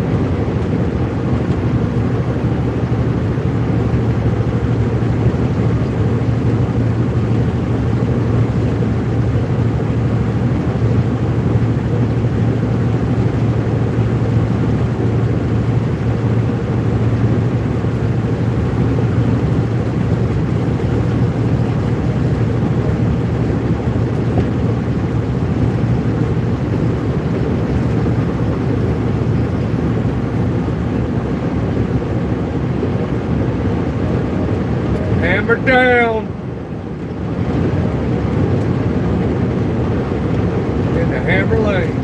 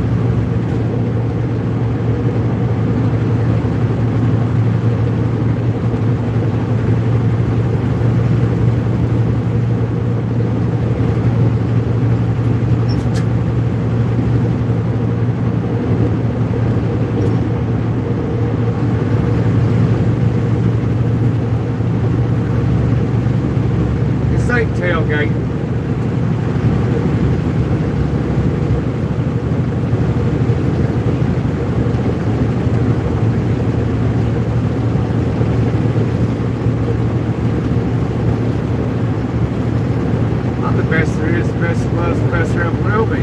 I know what I'm doing. But I can drive this truck better than you can, brother. Yes, sir.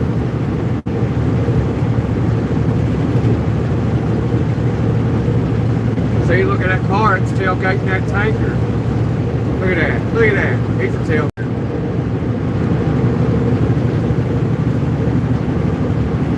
What about him?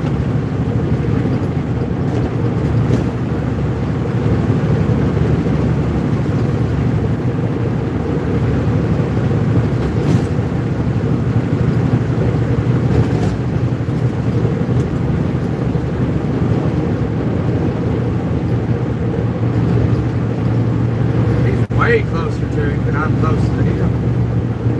That's what's called tailgating. Really, he's not tailgating too bad.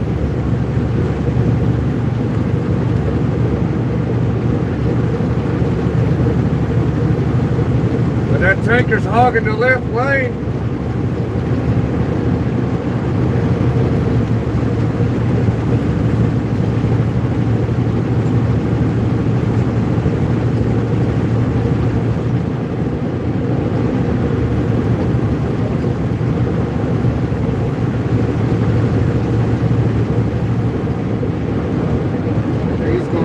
He's probably going about 72.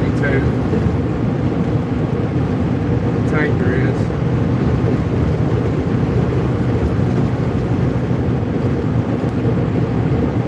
70, something like that.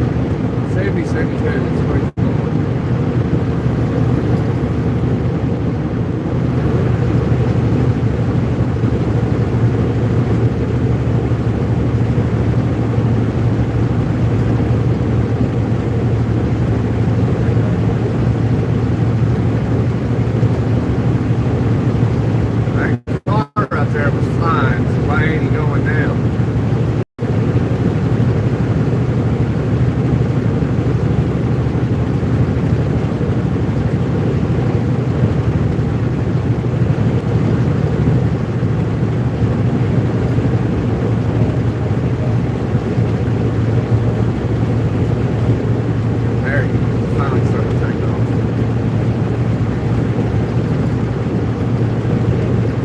About 88.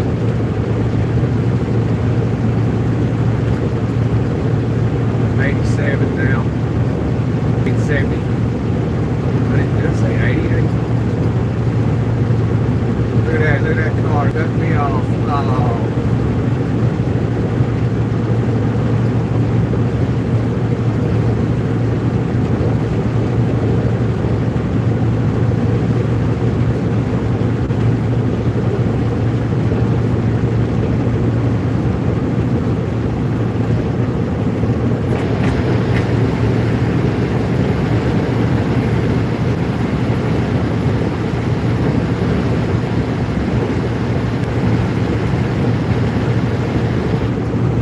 Yeah, I was on the phone,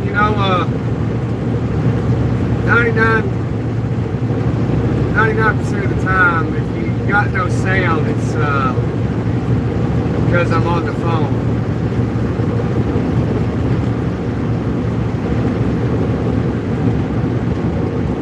They a bush hogging over there. The state's a bush hogging.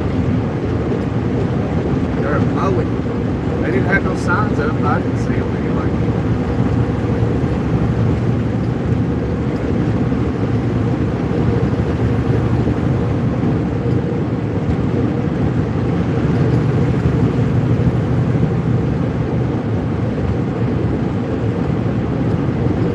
Oh, here they are. Mowers ahead.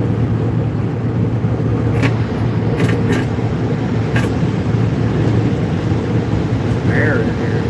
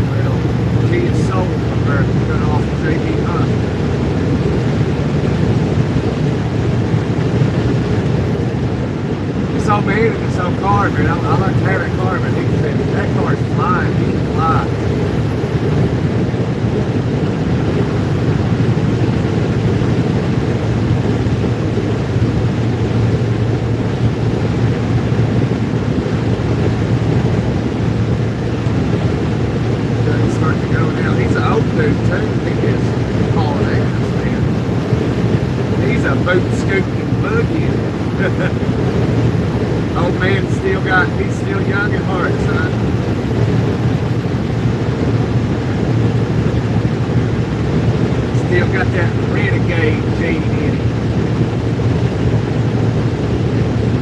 Doing about 82.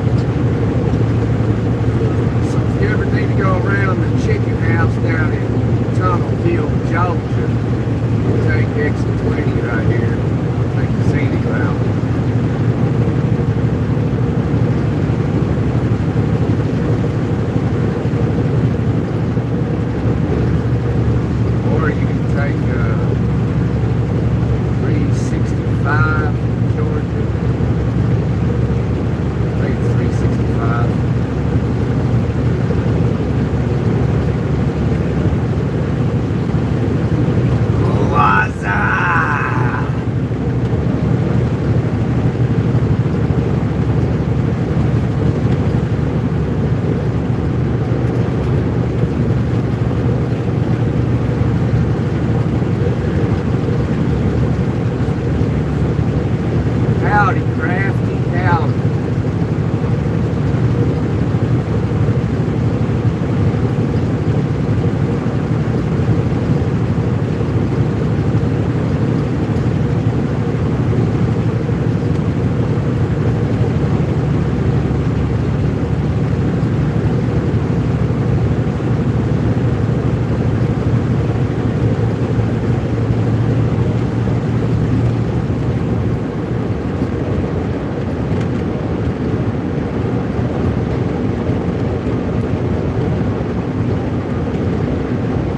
Give us your dirty laundry, Crafty.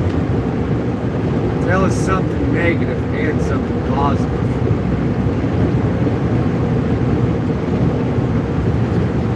Or just share something positive about your day.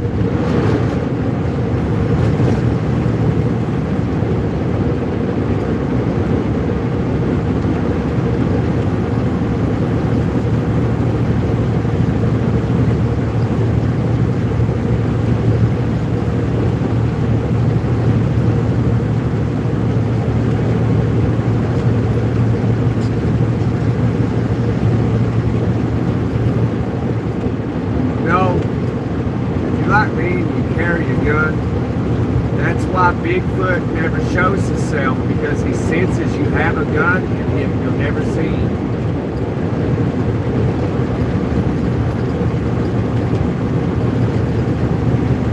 It's supposed to be Bigfoot out in these mountains all around Appalachia.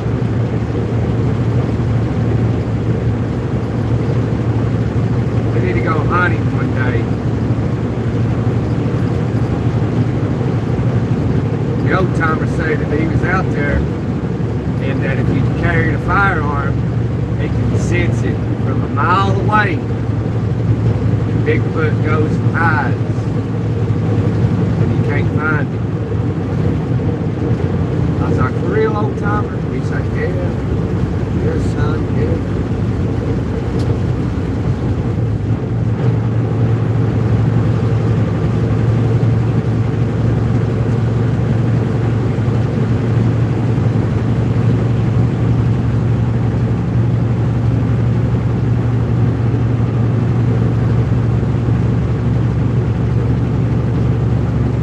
That ain't no fun.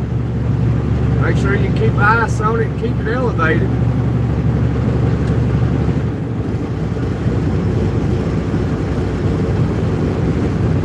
Keep it elevated where your knee is above your heart. Keep some ice on it.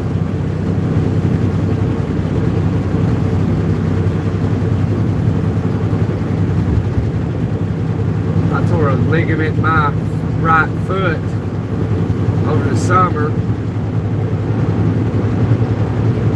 Man, that sucked when my foot was on fire. And I done it, I tore a ligament in my foot, my right foot, by taking the kids to the playground one late evening summer. Me and the missus did. And just playing with them, I tore a ligament in my foot. I felt it instantly. I was like, oh man, I knew what it was.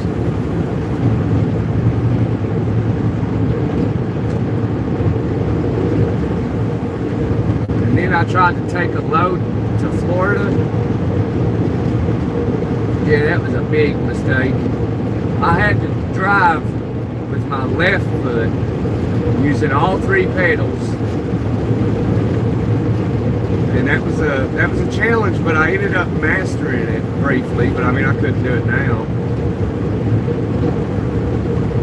And every now and then, I still feel a burning sensation in my foot.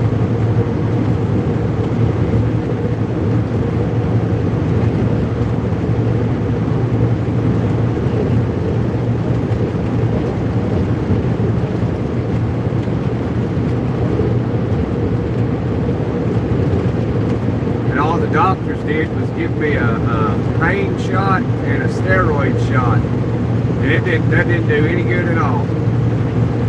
It's almost like they just put water in a syringe and injected it into my buttocks, and it done nothing.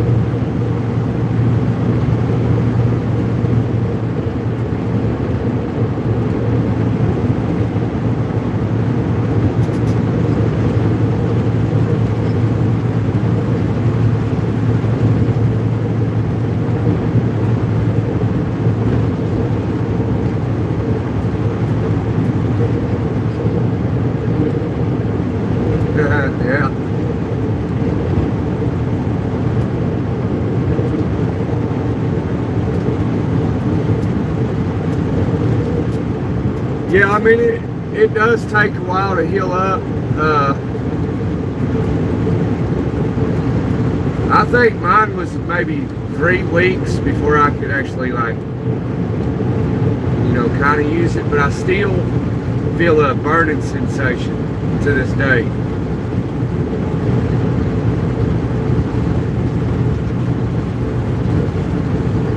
All that is you tore the ligament off the bone.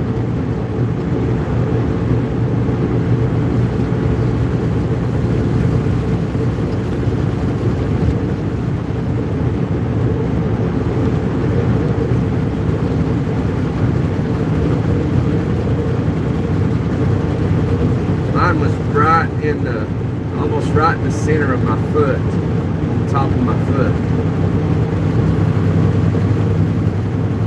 And if you use it, I mean, you have to use it.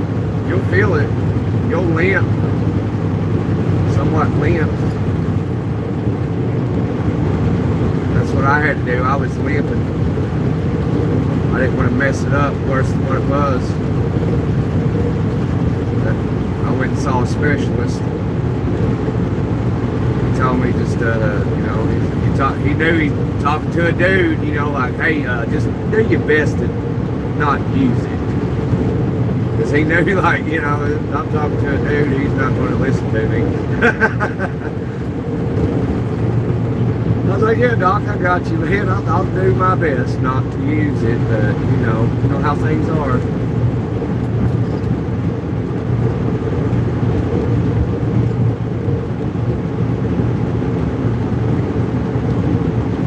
Oh, you're snapped in half. Yeah, you're screwed then. You're looking at like 90 days.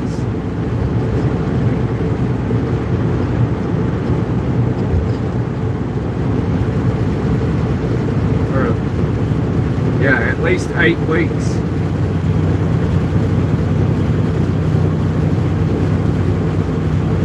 And you'll always feel it the rest of your days. It'll come and go. There'll be days, weeks, you won't feel it, and then all of a sudden one day you'll feel a burning sensation. I guess that's because it never heals right. I don't know, I'm not a doctor. Just going off of my experiences. Just one more, yeah, something like that. Just one more on the list. Yeah, one more on the list. Getting your bucket list knocked out, ain't you? Yeah, let me tear a ligament in my knee. Let's check that off.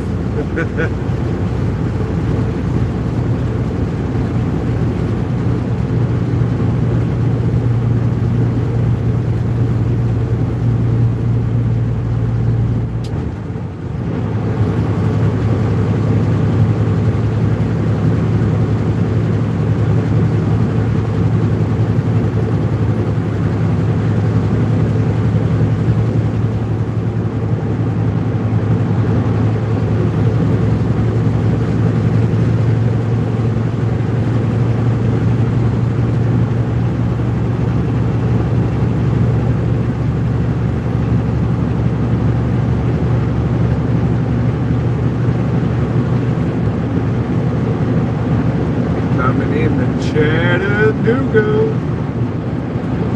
Volkswagen Drive.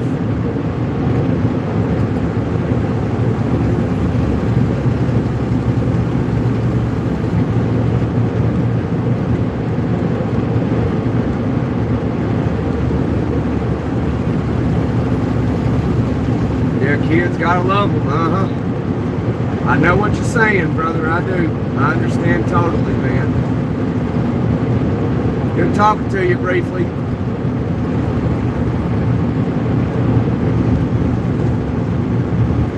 Yeah, we'll see. We'll speak again, brother. You take care now.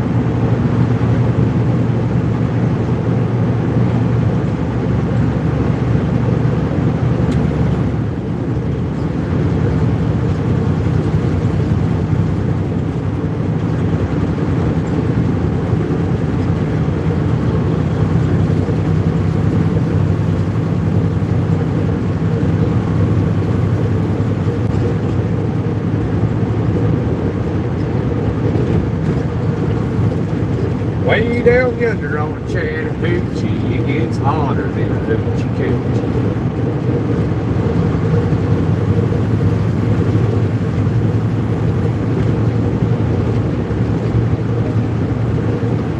But I learned how to swim and I learned who I was and a lot about something.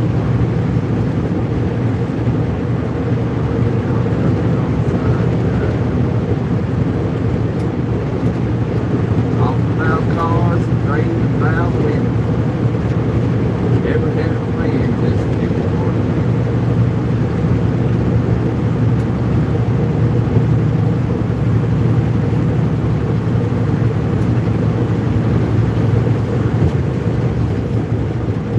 Just better slow my roll. Sometimes you get lost in your thoughts and you're just cruising, you're on autopilot, you know. Drive so much, eventually you be in turn auto. Hey, Justin Henry. You drive so much, occasionally you'll fall into autopilot. It's basically just muscle memory. The brain, somehow the eyes are seeing what's going on. The brain is registering it, but you will have like no memory of it. And basically, the brain is like. It's very interesting if you've ever experienced it.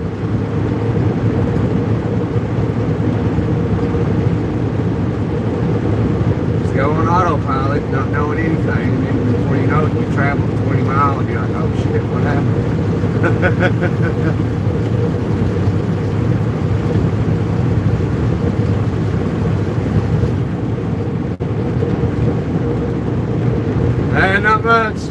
Not much, man. Just sitting here, coming into Chattanooga, about to mess with this city. We just got done messing with Knoxville. Now we gotta mess with this. We on our way down to McDonough, Georgia. So our next city after this is gonna be Atlanta. And I'm thinking about stopping before I get there, and then getting up early in the morning and getting through Atlanta. That way I don't have to fight the city traffic twice, once today and once in the morning, when I can get up early in the morning, get through it before the city wakes up, get unloaded, and then get back in Atlanta when the city's waking up. That's what I'm thinking about doing.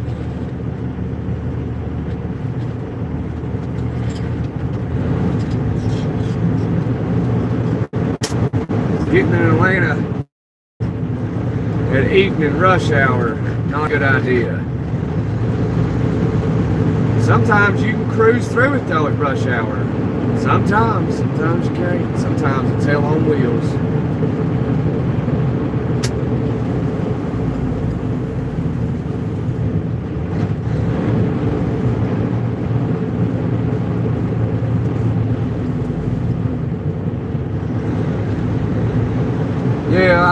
road early this morning in the wee hours. And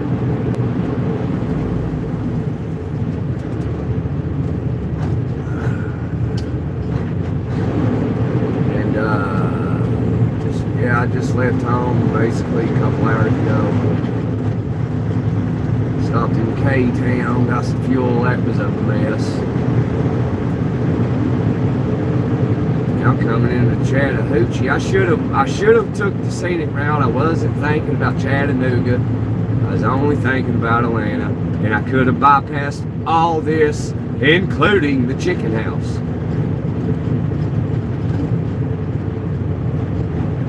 I should have done it. I wasn't thinking. I was too concerned about Atlanta. Forgot all about Chattanooga. I'd be over there cruising on the back roads right now. That's what I should have done. I regret that decision.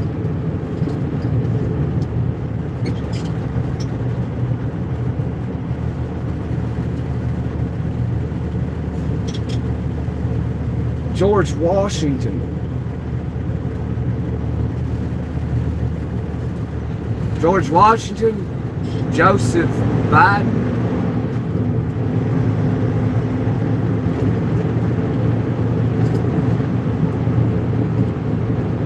Who's George Washington?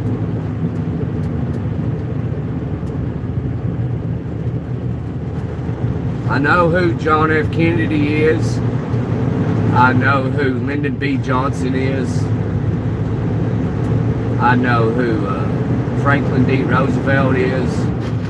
I know who Joe Biden is. I know who Barack Obama is.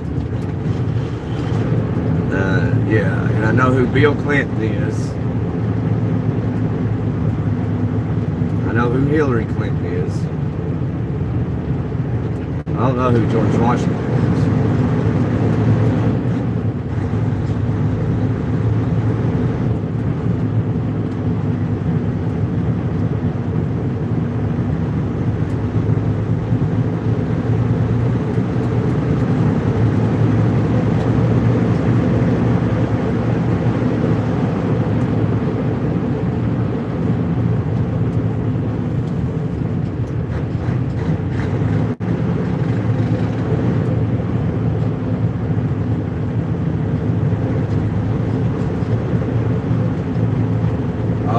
Jimmy Carter, I know who Jimmy Carter is.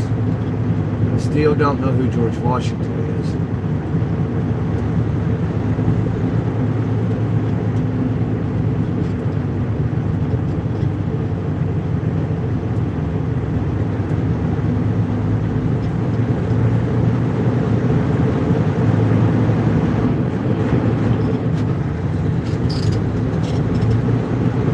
About this Abraham Lincoln fella too. I don't know who that is either.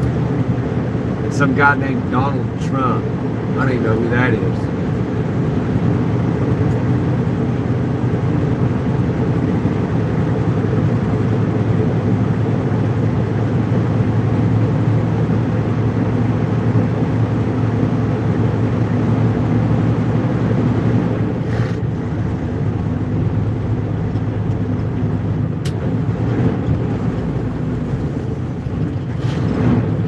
Can you educate us, our viewer, and tell us who George Washington there is?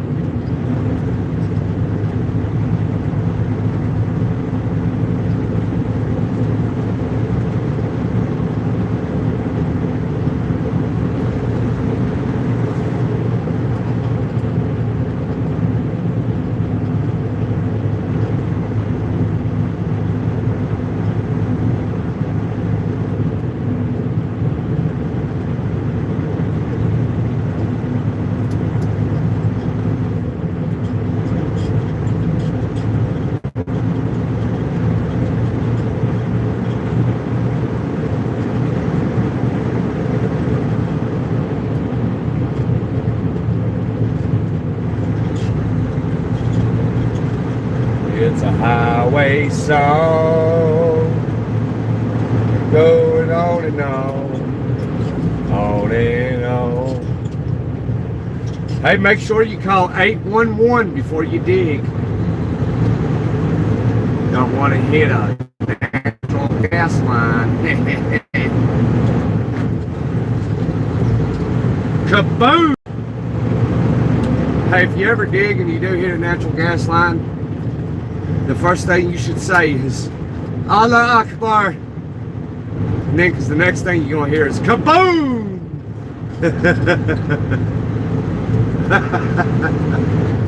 Oh, man. Hey, Travis.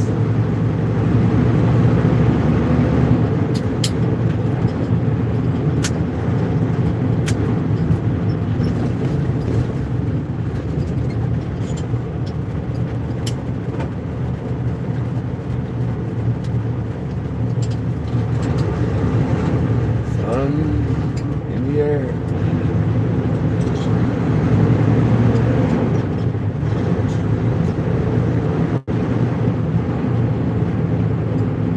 Standing on the edge of the road, thumb in the air. One of these days, I'm gonna change my evil ways. One of these days. Until then, I'm gonna ride on, ride on.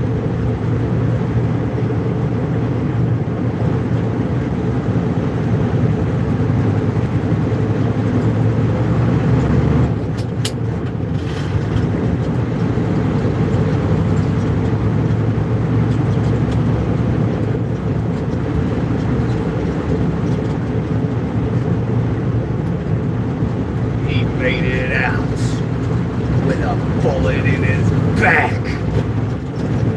Jailbreak. Gonna make a jailbreak.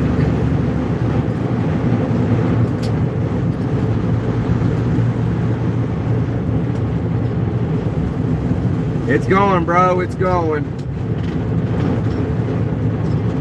Dealing with the city life at the moment.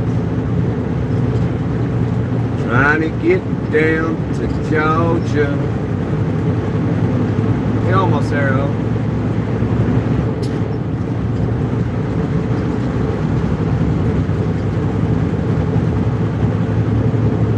How's it going for you? How's Hump Day treated you? Travis Cummins. Oh yeah, Travis, ain't you that guy that gave Floor Jack a hard time that one night? I think it was you.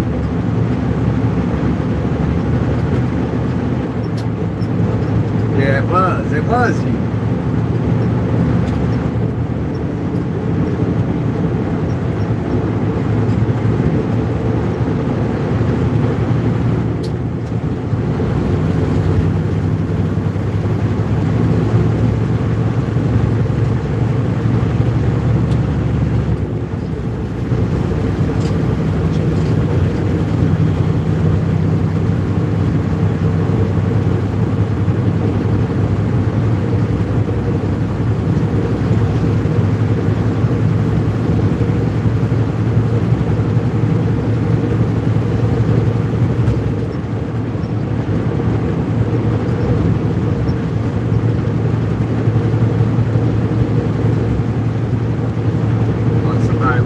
Outdoor carpet back there.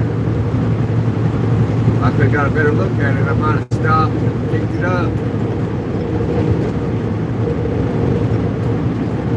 Gotta look out there for things. Stop and pick them up, son. This is where I got all my jerry cans. Out here on the road. Instead of paying $30, $40 for a jerry can, you just drive down the road, you'll run into one eventually, and you stop, pick it up. That's what I do.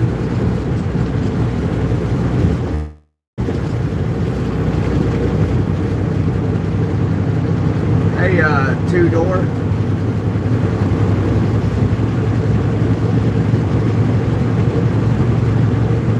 to the store and try to buy you a 5-gallon jerry can. That son of a gun be like 45 bucks, yo. So I look, as I drive down the road, I check around out on the shoulders and in the grass. I look for dollar bills and I look for something like jerry cans or, you know, I found, this is where I got my extension ladder out here on the road, where I got all my jerry cans. I got a kayak, all from driving down the road. So instead of buying a $600 kayak, I stopped one day for an extension ladder. I saw it and I pulled over, and I ran down the shoulder of the road, the interstate. And as I was getting the ladder, I was just so happened to look left, and in the bushes was a kayak, and I was like, I'm gonna check that out. So I loaded up my extension ladder. I went back down the interstate, and I went to pull that kayak out of the bushes. I pulled it out, and I inspected it, and it wasn't damaged. I said, all right, well, this is coming with me. So I loaded that kayak in that ladder. That's how I got that ladder and a kayak. And all my jerry cans.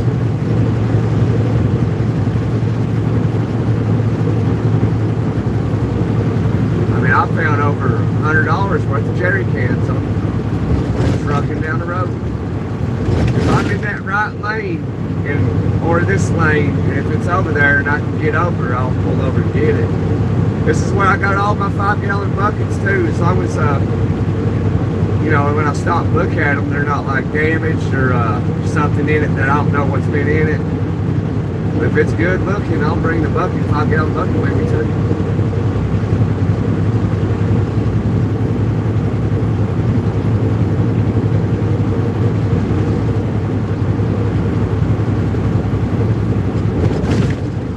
Found some tools out here on the road. You name it, you'll find it out here.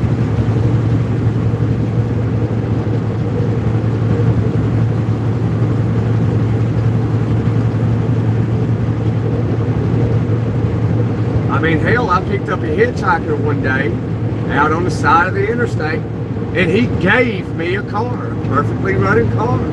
That's where I got the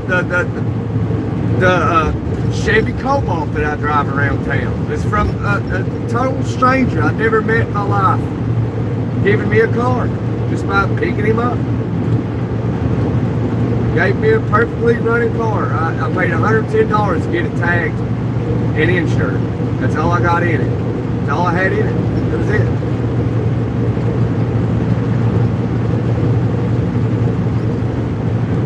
And that's where I got the car. Just picked off the side of the road, basically.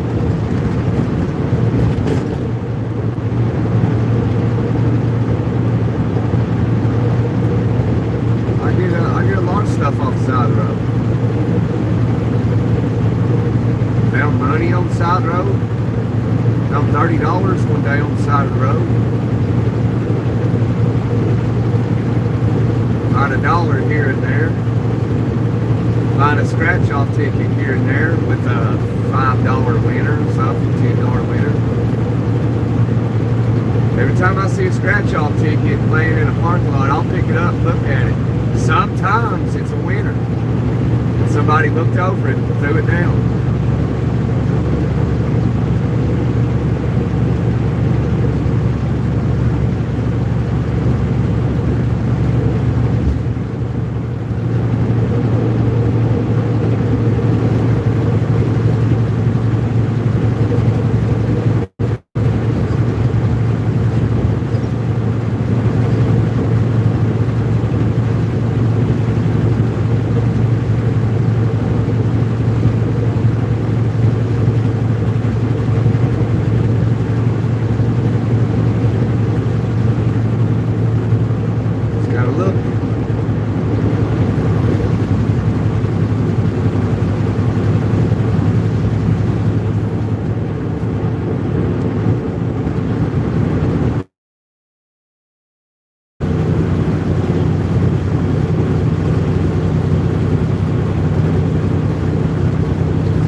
Saying all this, now watch, we'll see a jerry can somewhere and I'll stop picking up. We'll see something, what's that? We'll see something over there, what is that? couldn't tell what it was, but it looked like garbage. It looked like, well, not garbage, but it's junk. Or do something.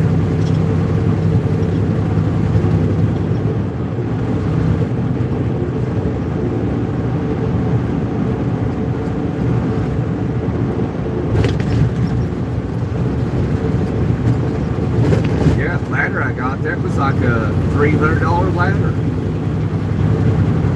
That kayak's like a $600 kayak I got. Off the side of the dang road.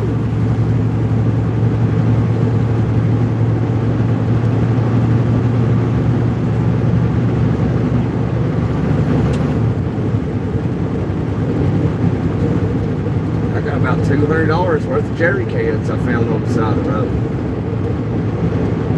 Don't know what a jerry can is. It's a gas can. It's a gas jug.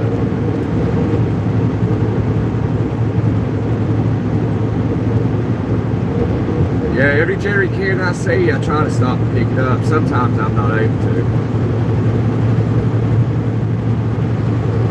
The things are expensive. If you're driving down the road and you see a jerry can, you need to stop and pick it up. You know, if you ain't bought one in a long time, go to the store and see the price tags on them. There's tar laying over there. And I ain't going to take a chance of finding out if it's bad or the wrong size. You gotta look. You gotta look. And if you ever see a plastic bag tied up on the side of the road, don't open it.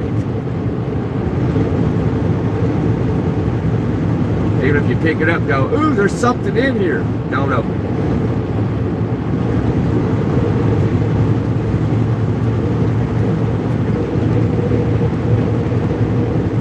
It's the equivalent of, you know, like, don't spit into the wind. Don't open the bag.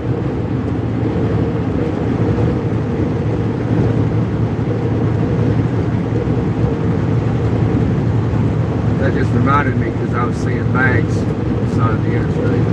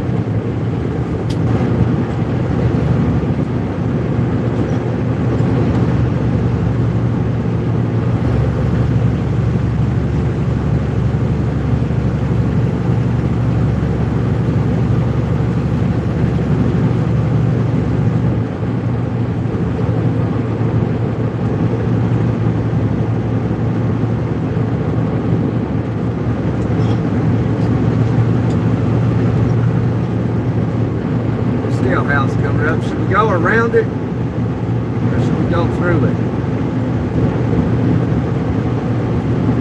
Should we just blow on by it? I did that once, well, a few times actually. Got pulled over one time for it. I just blew by that Scale House. Wow. Okay, man. They got me about 8 miles down the road. The first thing he said, son, what are you? There's a reason why you blowed the Scale House back there?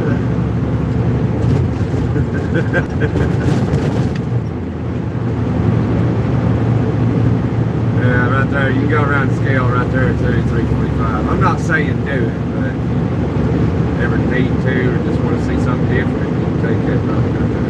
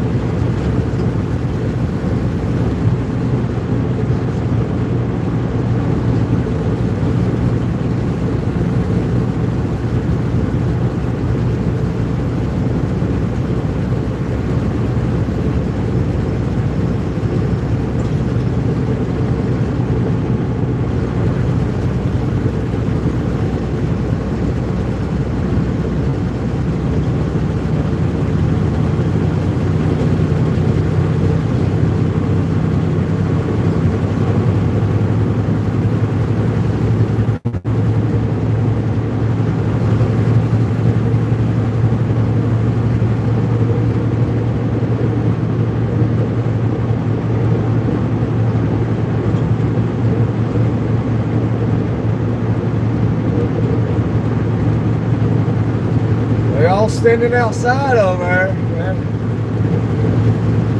That ain't good.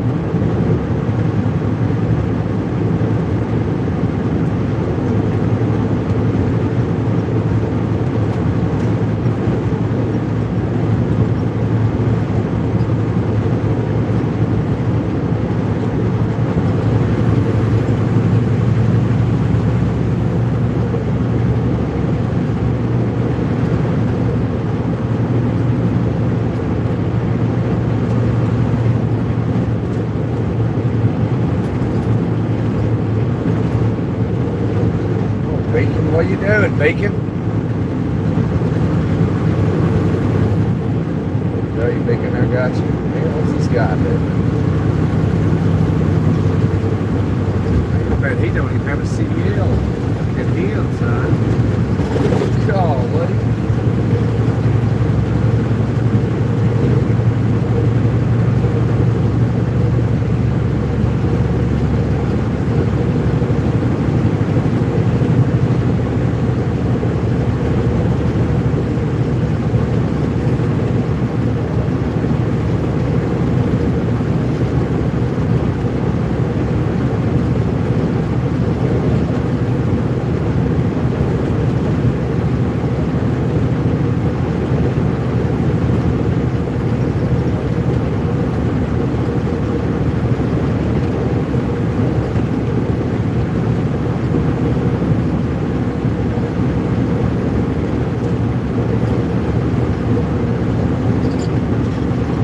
Where's the goodies on the side of the road? Where they at? Where they at?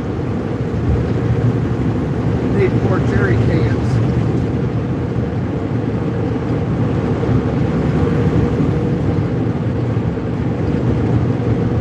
Bunch of trash. I think Georgia get the inmates out, put them out here on the interstate, clean the roads up, clean some of this trash up. I know they got chain gangs down here in Georgia. They got them in Tennessee, Kentucky. I know they got them down here.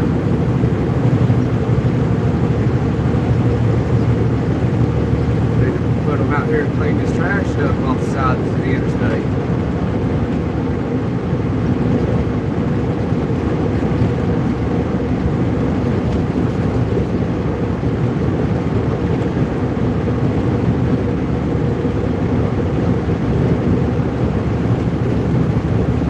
Chain gangs in y'all states. They got them in my state.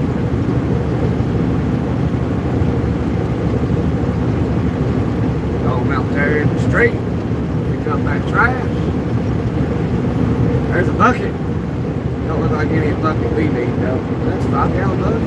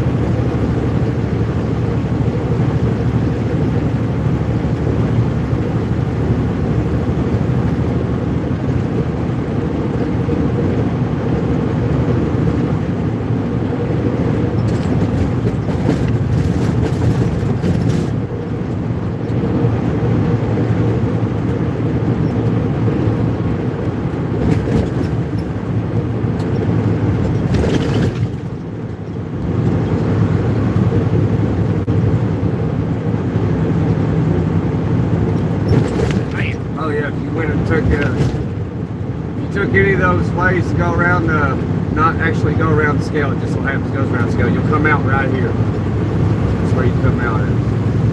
You jump back on and roll southbound. That's just a scenic route. It just so happens it goes around the scale house.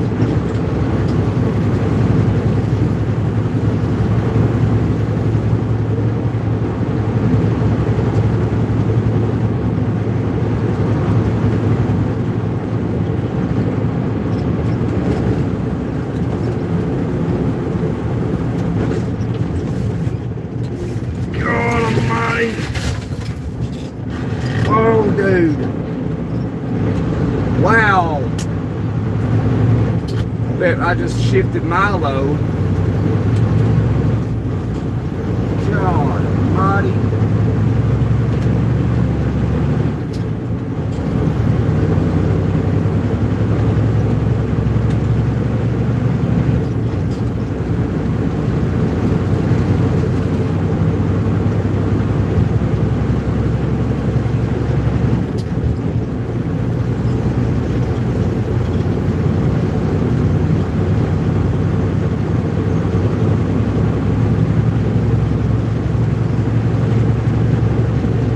Afternoon, Sven. It ain't gonna happen. It's gonna happen in Georgia.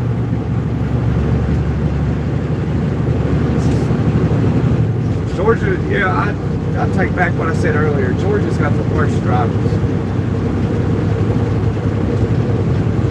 Like, I don't understand what the hell, like, really happened.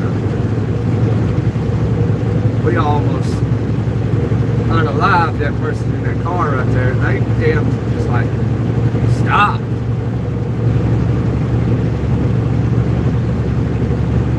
my shit fell on the floor. I know that load went all to hell back there for that one.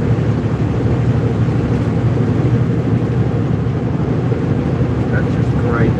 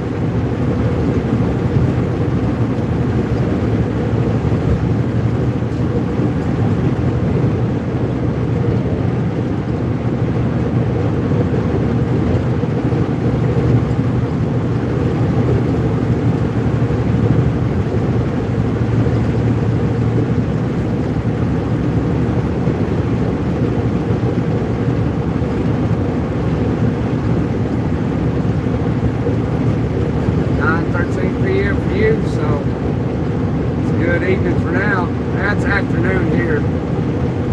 It's 3:14 on the East Coast.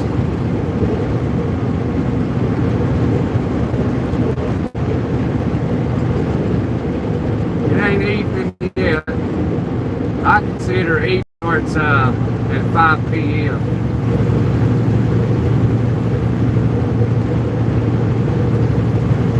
And 9 is like, that's nighttime.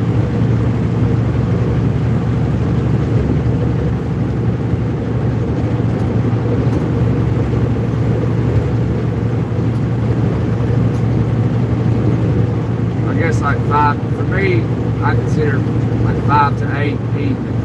Anything after 8 is like nighttime. Less than summertime. Then it's about 10:30, then it's nighttime.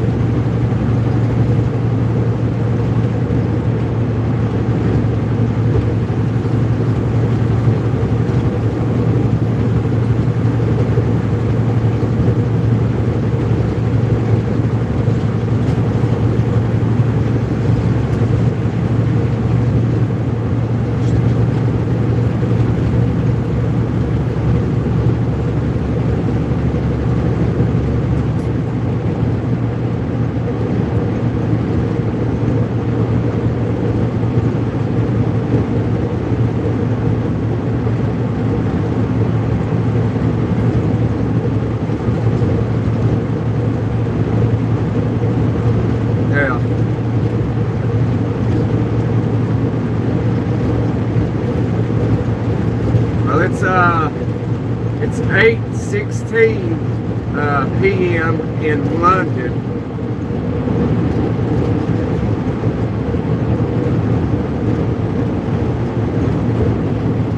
So yeah, y'all's nighttime is our afternoon. Well, at least on the East Coast, because it is on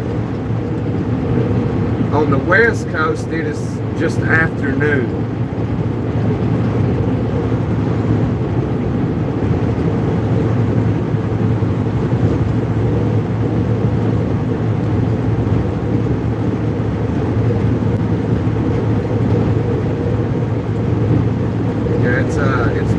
Just afternoon. It's 12:17 on the West Coast.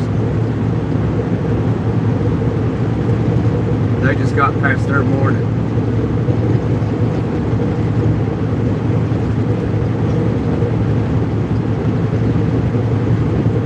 They're 17 minutes into their afternoon.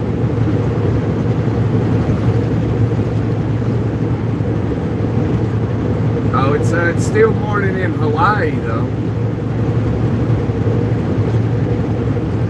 It's like 8 o'clock in the morning in Hawaii, something like that. 7 o'clock, 8 o'clock.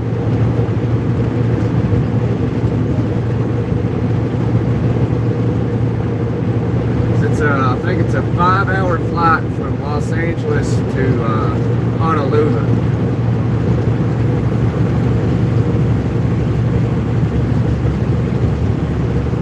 I only know that because my brother went to Hawaii a few years back.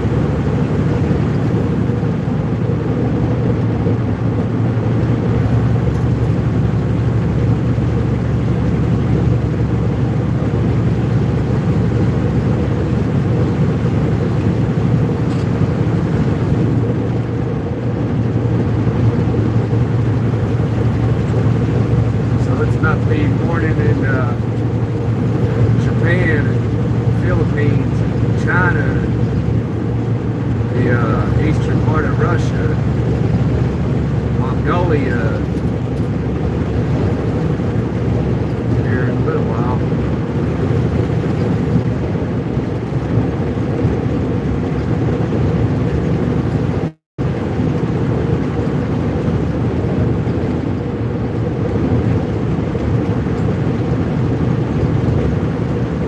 About 7, 8 more hours.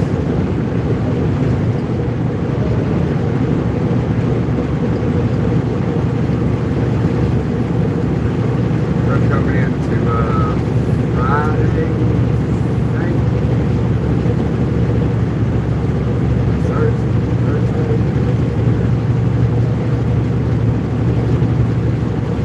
I don't know.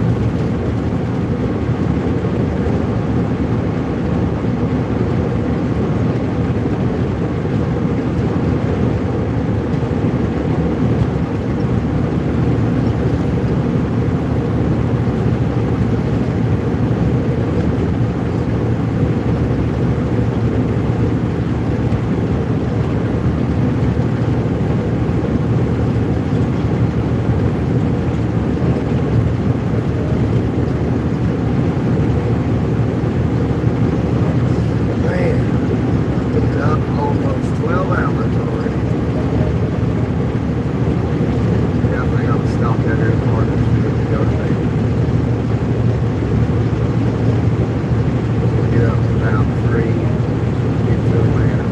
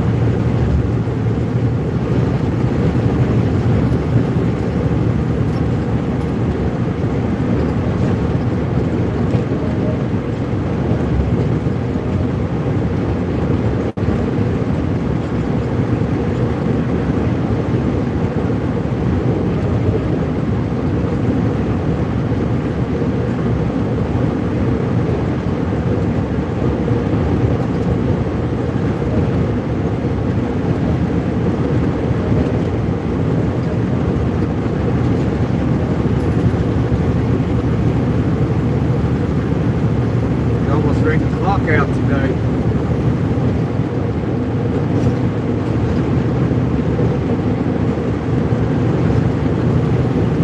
You practically ran it out. Pretty much did. Might as well. What's 15 minutes, you know?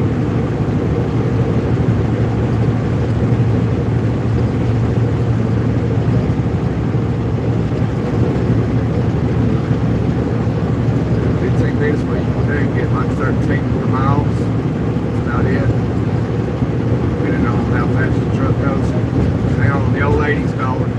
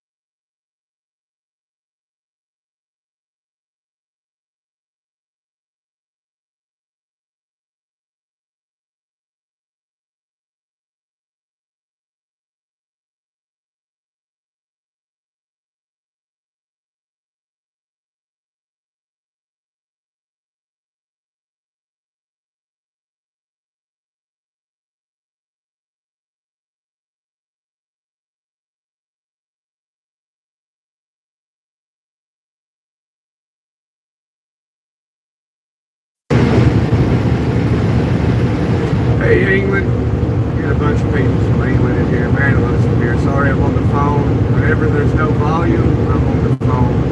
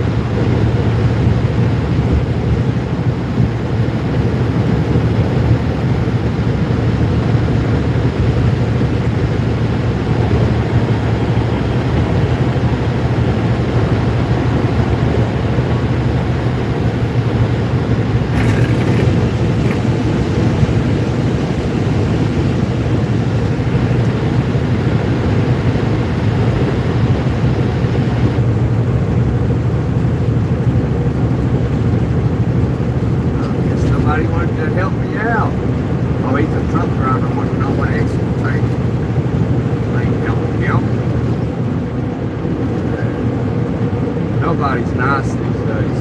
Nobody's courteous, nice. Oh my God, I'm so offended. That guy's got Trump on his rear windshield in purple. I've been triggered. Ah.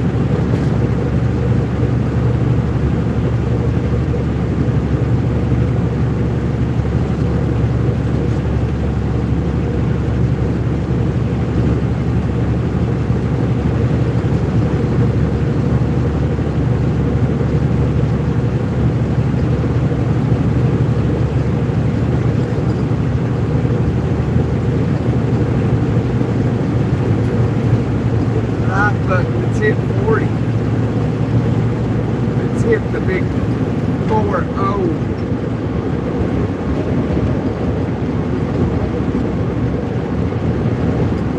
That green thing was. Thing I hate, is I'm always grazing the shoulders, my eyes. I don't like it when I can't recognize something, and it makes me more curious. I want to see what it is.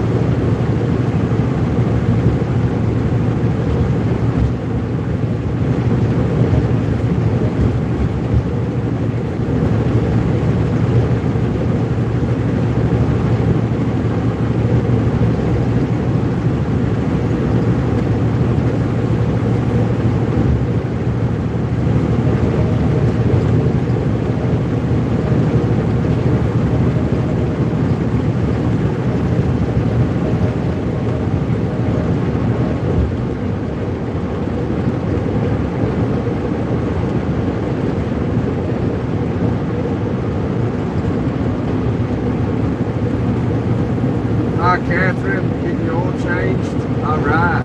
That's what I need to do. Thanks for reminding me. In at least one of my cars.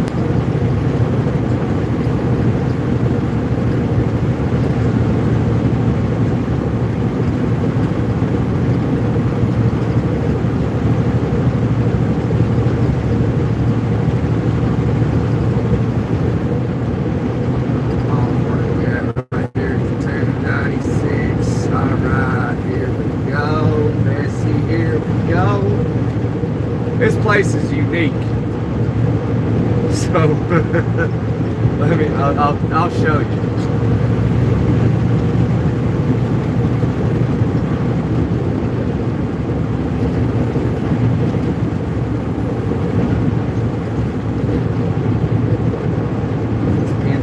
What are you doing, Pinsky? What are you doing? Looks like a passenger time.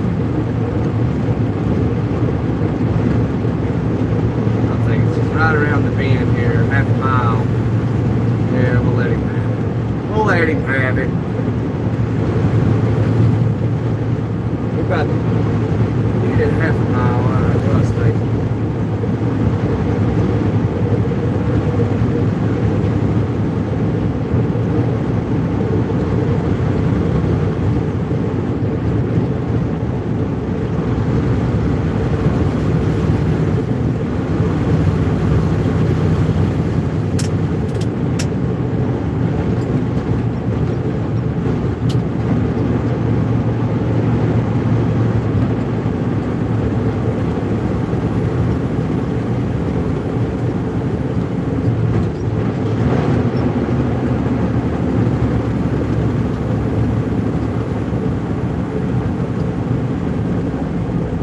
that trucker, that flatbed driver just dropped off his girl. Should have picked her up. Maybe she'd give me another car.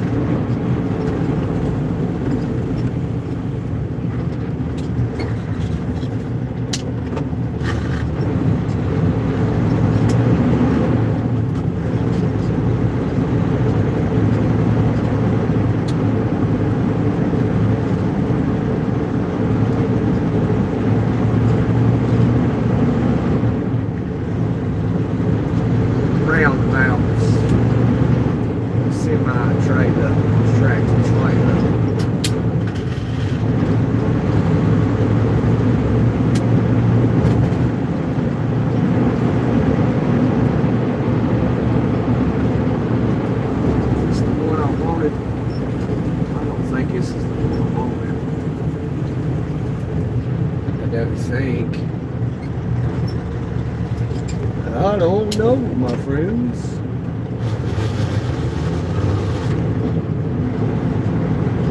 Grind those gears, baby. Oh yeah, this is it. This is it.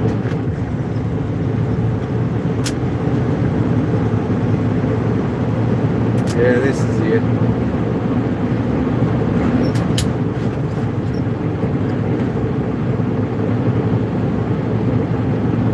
Pilots full.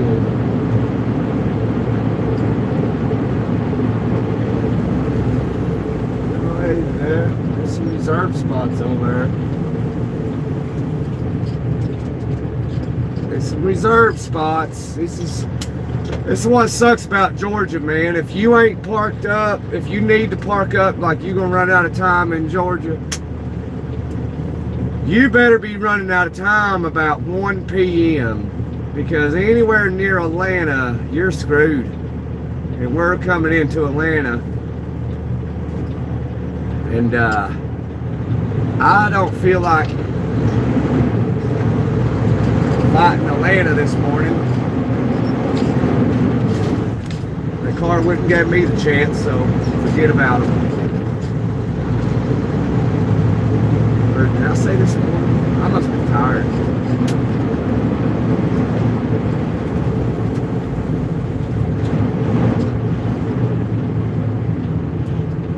This guy doing? What are you doing? Get on now. With your Oakleys, your big ski Oakleys on your head. That's a nice Peterbilt. I like it. I like Pete's more than these Kenworths. His is stretched out like mine is.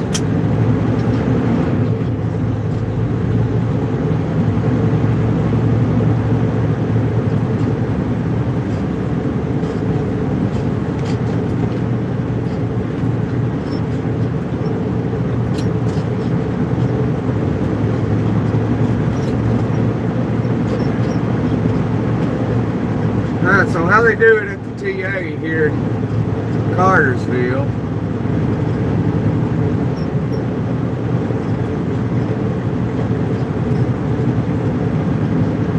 Got to go through these gates.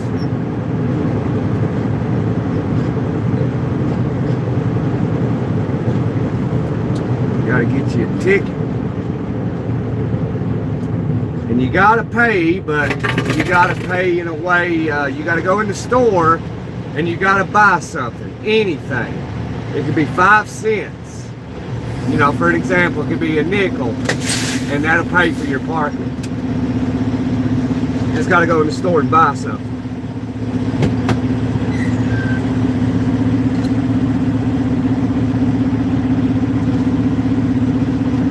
So here's my ticket.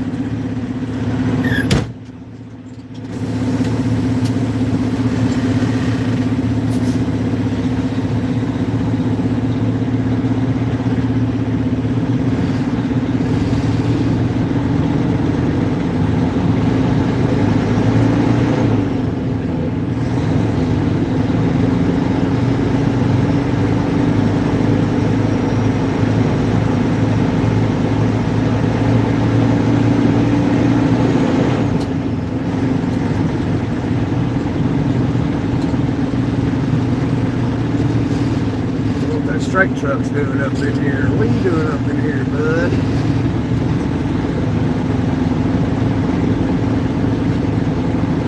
Oh, dog, there's a nice little spot right there on the corner. I'm gonna get that. I'll pull right into it, sonny. Oh, shit.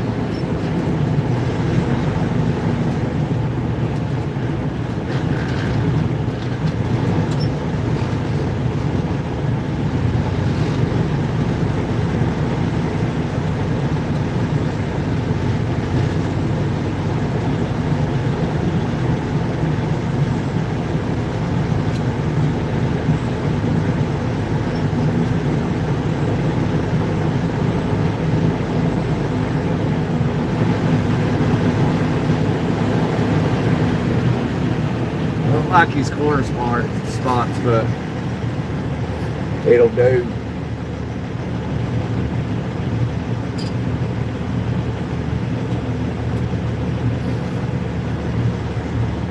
It will do, my friend. It will do. I hope that's cut off right there like that for.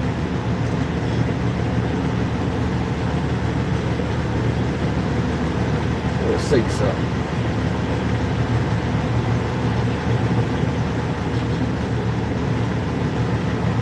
Oh, okay, never mind.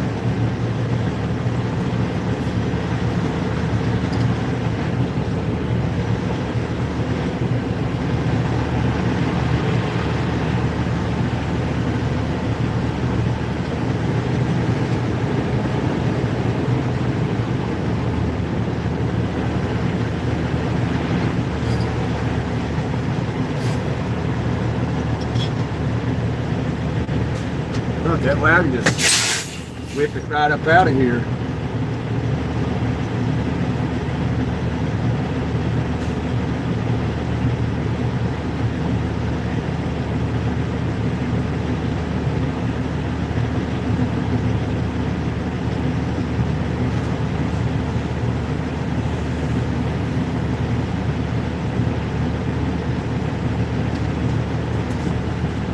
So here soon, this will be cram-packed full of trucks. There's a lot of spots in here, and I don't like being on the corner.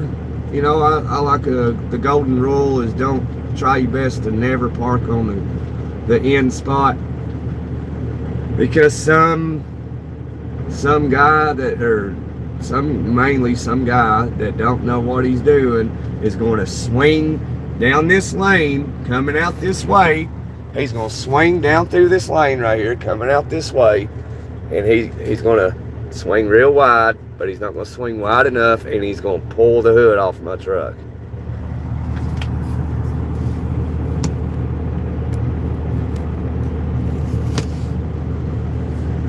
Yep, and then we'll have problems. So what I'm going to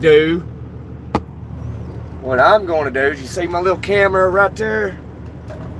Let me unplug this charger here. I'm going to plug my camera in. And voila! So if anybody takes my stuff off here, I know what happened. And I got it on film. Oh, well, cut off. Hang on. There we go. So yeah. Bada boom, bada bang.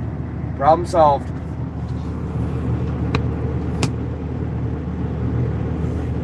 I did all right. Gonna get a little shut eye. Head down through Atlanta. Come about 2:30, 3 o'clock in the morning. So I got to deal with that evening traffic today. So I just don't feel like messing with it.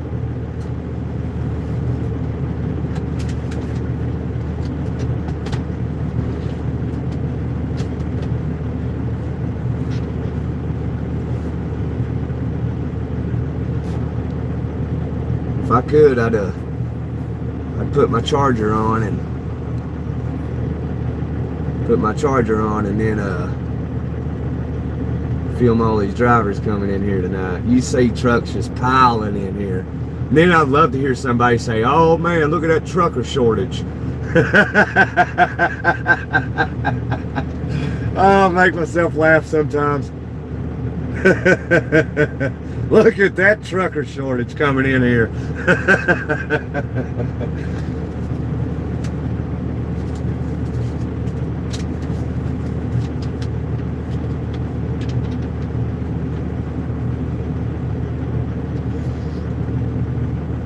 You in Oakland? No, I'm not in Oakland. I'm in Atlanta. Just outside of Atlanta in Cartersville.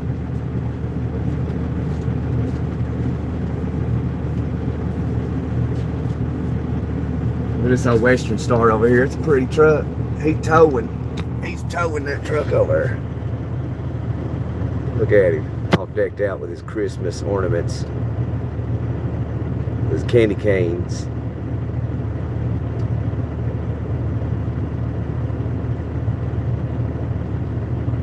Let's get this guy walking. He's on YouTube. Never know it. Never know it. It's pretty Western Star though. Pretty. 62 degrees down here in Cartersville, Georgia. Got old Swifty Swift over here.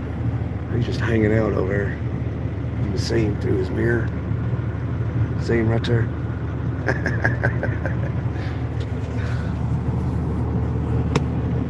Oh, Swift. Yeah, they'll all be piling in right through there.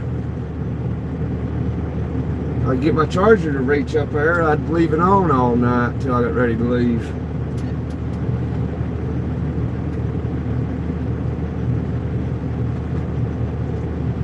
But everybody see all the trucks coming up in here.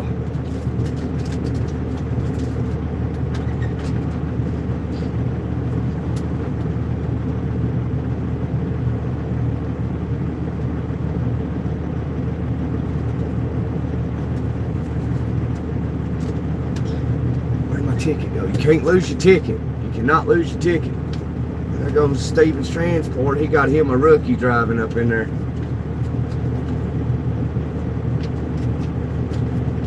The two of them. You see two of them most of the time. They're one's training a rookie driver. He's got to stay with him for a while. So that's what you got to do if you first get your CDL. You got to do what they're doing. Team drivers, there's usually, you only see one of them unless you see, you know, because the other one's sleeping or they're getting ready to switch and he's sitting in the passenger seat, so it's kind of hard to tell. But with Stevens Transport, no, he's training. They're out of Dallas, Texas.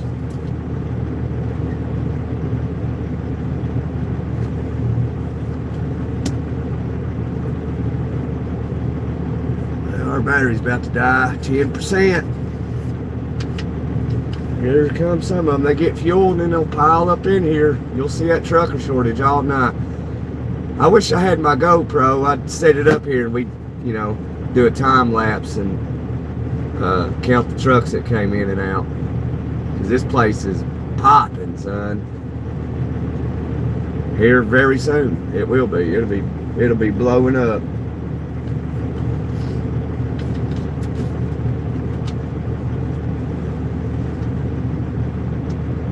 Oh, there's Floor Jack right there. There's Floor Jack right there hauling that heavy equipment.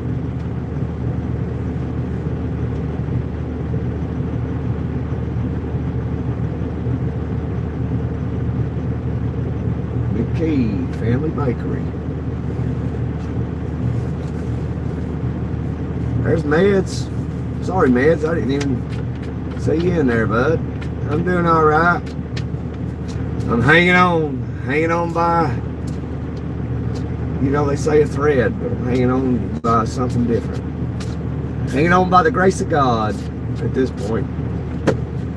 See ya.